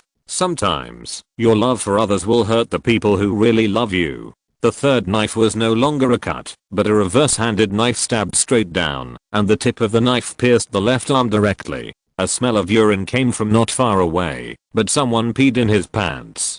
"Don't do this. I'm not worthy of you doing this." The eyes never moved away from Lester, and seeing the man's will, the barbarian felt cold in his heart, and was a little at a loss. The fourth knife came to the chest, diagonally pulling from the left chest to the right rib, and the blood had already flowed to the woman's feet. Soraka began to struggle violently, and the tearful woman heard the man's weak voice. "There will always be a day when we will part ways. I only hope that by then, you can learn to protect yourself better." Enough. The fifth knife was aimed at the abdomen, and the tip of the knife was about to fall inward. A light green, healing astral magic broke through the tile roof of the tavern, and fell on the man. Another light yellow magic beam shot at the barbarian. Suddenly, the barbarian's body began to swell with too much vitality, and it exploded under the heavy load, and shattered to the ground. "Enough. You've done enough. You killed someone, Soraka." Being held in the arms of the woman, Lester, who was pale, spoke softly, just like his breathing at the moment. "Yes, I killed someone, just for you." The woman nodded, pressed her lips against the man's lips, and kissed him deeply. In the man's wide eyes, the astral symbols on the woman's body began to flicker. Her violet skin faded to a whiter snow. Her elf ears became more petite and prettier. Her silver hair draped over her shoulders. Her towering horn turned into dots of white light and retracted into the woman's body. A more powerful force reverberated in the woman's body, as if breaking through some kind of seal. In just a blink of an eye, the tattooed purple horn demon turned into a holy silver-haired elf goddess. Until this moment, the lone brave men in the tavern who witnessed everything really believed that the woman was a god. Under the dual healing of astral magic and rune power, the man's body healed at a speed visible to the naked eye, and another strange power flowed into the man's body, which the man did not know. This is the power of the Son of the Stars, the power of hope. The changes in Soraka before him far exceeded the man's imagination, until the woman let go of him, with an apologetic face. "I thought I would never fall in love with any human, but I didn't expect to meet you. I broke my vow not to kill anyone, and had to return. So, you are leaving now?" Soraka nodded, and kissed the man's forehead again, her eyes full of reluctance. "I'm leaving, Lester, but we will meet again one day. One day, time will bring us together again, and I look forward to that day." A beam of light shot up into the sky, and the day suddenly turned into polar night. The sky was full of twinkling stars, welcoming the return of the Son of the Stars. When the sky lit up again, and returned to its previous state, Soraka had disappeared. Do you want more food?" Without responding to the diligent bar waiter, the man stood up, put on his bag again, and left silently. "I'm sorry, I couldn't let you eat the juicy prawns until the end." The next plot will jump directly to the heroic storyline, and the protagonist will participate in the background story from his perspective. The holes buried before will be filled, if there is a chance, and if there is no chance, I will write a sequel after the completion. I still remember the experience of the Ionian cat man-boy after he was demonized, the clown Sarko's mother complex and demonization, Evelyn's struggle and choice, Leblanc's betrayal, the devil's sacrifice under the Goral Mountains, Vega's journey to find friends, the ultimate goal of the descendants of Nothless, and the forbidden love with the Black Rose and Flesh and Blood Black Wizard. If there is anything I haven't remembered, you can write it after this comment. I will supplement it as much as possible, and strive to fill the holes. The performance of this book can no longer allow me to leisurely write a long epic. Time must be accelerated. I hope that subscriptions will get better in the future. Chapter 475 The Beautiful Girl Project of the Forbidden Magic Stone Statue. Subscription request. In the year 328 of the Narxan calendar, Runeterra has undergone new changes. 36 years have passed since the battle to defend Demacia. The former king Argostan has passed away, and Julius Jarvan has firmly established his throne, allowing Jarvan's family to rise to the position of the Lightshield family, which holds the royal glory. From the selection system to the crowning of the city-state king, the Lightshield family has won the recognition of all Demacians with their sacrifices and the glory of the former king. In the Battle of National Defense, Derek Silder, who always guarded Dul's Jarvan, protected Dul's, the son of the late King Argostan, through bloody battles. Later, he led the fearless vanguard to accompany Dul's on the road to coronation. Finally, the Hilda family was promoted to the Crown Guard family, for their merits of following the dragon, abandoned the name of Hilda, and became a popular Dalmatia military noble under the name of Crown Shield Guard 37 years ago. Dulsjavan, who had not yet ascended the throne, led his family to repel the joint invasion of the Freljord tribes, mainly composed of ice warlocks. With blood and courage, and defended the last line of Dalmatia, the Dalmatia capital. Dulsjavan, holding the halberd of Atamar and the Omen of Randuin, rushed into the enemy camp like a fish in water, broke the magic blockade of the ice warlock, and personally took off the head of the war mother Timothy, becoming the most proud topic and talk of the Dalmatians. However, the revenge of the Freljord people soon fell on Dalmatia, as more ice warlocks gathered in the north. Dalmatia, which had just recovered the northern land less than 10 years ago, felt heavy pressure again. On this day, Dulsjavan summoned the etiquette, history and military advisors of the Crownguard family for secret talks. The talks lasted all day. Seeing that it was getting late, the eldest lady of the Crownguard family felt very dissatisfied that her teacher was occupied. The beautiful lily dress fluttered all the way in the marble corridor.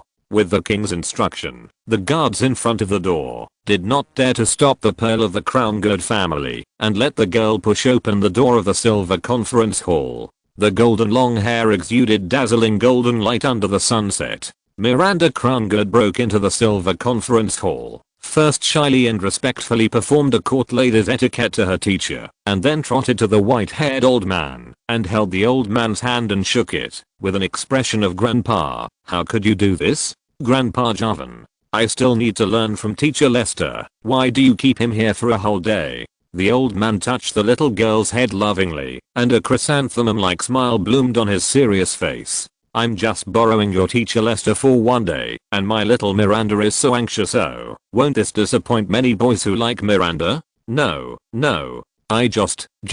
The little girl let go of the old man's hand and secretly glanced at her teacher. The girl quickly lost in the gentle eyes, her cheeks flushed, and she dared not look at him again. The man was wearing a straight and close-fitting long coat. The black background in the white collar clearly divided the boundary line of the taboo, revealing a small piece of attractive delicate clavicle. His neat black short hair hung on both sides of his ears, outlining the arc of his accelerated heartbeat. Under his full and smooth forehead were a pair of bright black pupils like the polar night. He carried a Dalmatia custom-made rapier inlaid with sapphires on his waist. A pair of high-top black leather boots stepped on the white marble tiles like an immovable mountain. The man wore a pair of ice silk white gloves. Just standing there, the man was a beautiful scenery. Thinking back to the noble girl of the same age who entangled her teacher every day, Miranda had to admit that she was very insecure. On the other hand, the considerate man would naturally not let the girl continue to be at a loss in the embarrassing atmosphere, and said softly,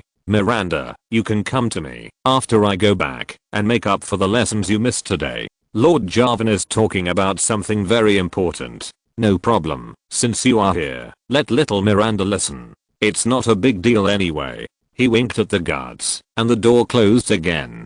The bright wall lamps illuminated every dark place, making the silver hall as bright as day. "Grandpa Javan is the best to me, teacher. I'm staying." The girl held the old man's hand again, and smiled proudly at the black-haired man. "This time the invaders from the north are coming fiercely, and there are too many evil mages. Our situation is worrying." With a doting smile, Dulsjavan used the fingers of his other hand to run across the leather map on the round table. In the north of the Dalmatia capital, the Dalmatians set up many outposts and cordons according to the direction of the Urus Mountains, in order to prevent the sudden Freljord barbarians from crossing the mountains and plundering the villages on the southern slopes. Without the protection of the forbidden magic stone, it will be difficult for our warriors to survive the evil spell attacks. Even the dragon bad knights cannot launch an effective counterattack under the attack of the mage. It is simply not realistic to build a large number of forbidden magic stone buildings in the border areas. Sir Lester, you always have the most ideas. Do you have any good countermeasures? Pointing to the location of the Dalmatia capital, Lester's finger drew a big circle around the capital. Forbidden magic stone is the foundation of our Dalmatia, and we have always liked to use forbidden magic stone to build buildings. Mages will lose their ability to cast spells in these buildings, so why don't we build a large movable forbidden magic stone statue? As long as the statue is placed in our preset battlefield, our enemies will lose their ability to cast spells. This can avoid excessive waste of forbidden magic stone, and can also play an effective anti-magic role. The only point we need to pay attention to is that the statue must play a large-scale magic killing role, and we must also consider whether it is easy to move. Dulce stroked his beard, frowned and thought silently, while the girl stared at the man intently, her eyes sparkling. Teacher Lester, how can we build a statue that meets the standards? This requires a stone carving expert. I heard that there is a stone carving master named Durin in the suburbs. His stone carving works are very popular among the upper class of Demacia. If I ask him to cast a unique forbidden magic stone colossus, I think he will not refuse. Finally making up his mind, Dulce looked at Lester seriously. Sir Lester, I give you the right to act at your own discretion. This matter is left to you. I will let this cooperate with you. Wow. I want to go too. I want to go too.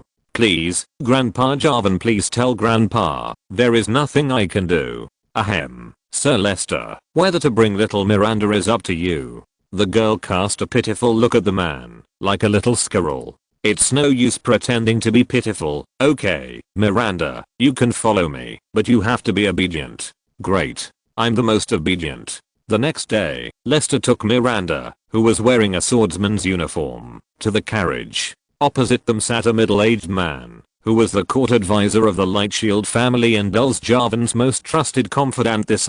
Teacher Lester, can you ask Master Durin to make the statue look like me? Miranda, who was a little bored in the carriage, brightened her eyes, and said her good idea. Of course, as long as you don't mind others looking up at you from under the skirt of the statue. Thinking that in the future, Lux would be comforted by the statue of her ancestors, Lester felt funny. Anyway, the twin angels of Demacia were gone, and Galio had no wings, so it was not impossible to make Galio look like Miranda. At that time, Galio would be renamed Miranda. A tall beautiful girl figurine is always more beautiful than a round and square giant, isn't it? Ah. Then can I not wear a skirt? Hearing the girl's special request, the man's face looked a little strange. This is the first time I've heard of someone wanting others to see their naked statues. Do you mind if Master Durin sees your body? The girl was stunned. The image of her giant naked statue being admired by thousands of people appeared in her mind. Her face suddenly turned red. As steam came out, she turned and angrily hit the man's arm with her small fist, like a windmill, and dealt a high damage of 1. Not wearing a skirt does not mean not wearing clothes. Teacher, you are a big bad guy. The sap, who was sitting opposite the two of them, always felt that there was no place for her. She turned her head to the car window awkwardly. Of course I was joking. Even if you really agreed, I would not agree. Really? Teacher, do you like me? Stopping what she was doing, Miranda sat down again dignifiedly, like a real court lady. Lester rolled his eyes. I disagree because I don't want people to know that I taught a stupid student. If you weren't my student, I wouldn't bother with you. AA. End of this chapter. Thank you very much for reaching the end. Don't forget to like. Looking for more exclusive content and immediate access? Subscribe to our Patreon. Remember, every like, subscription, or donation encourages us to continue. Thanks to everyone. See you in the next video.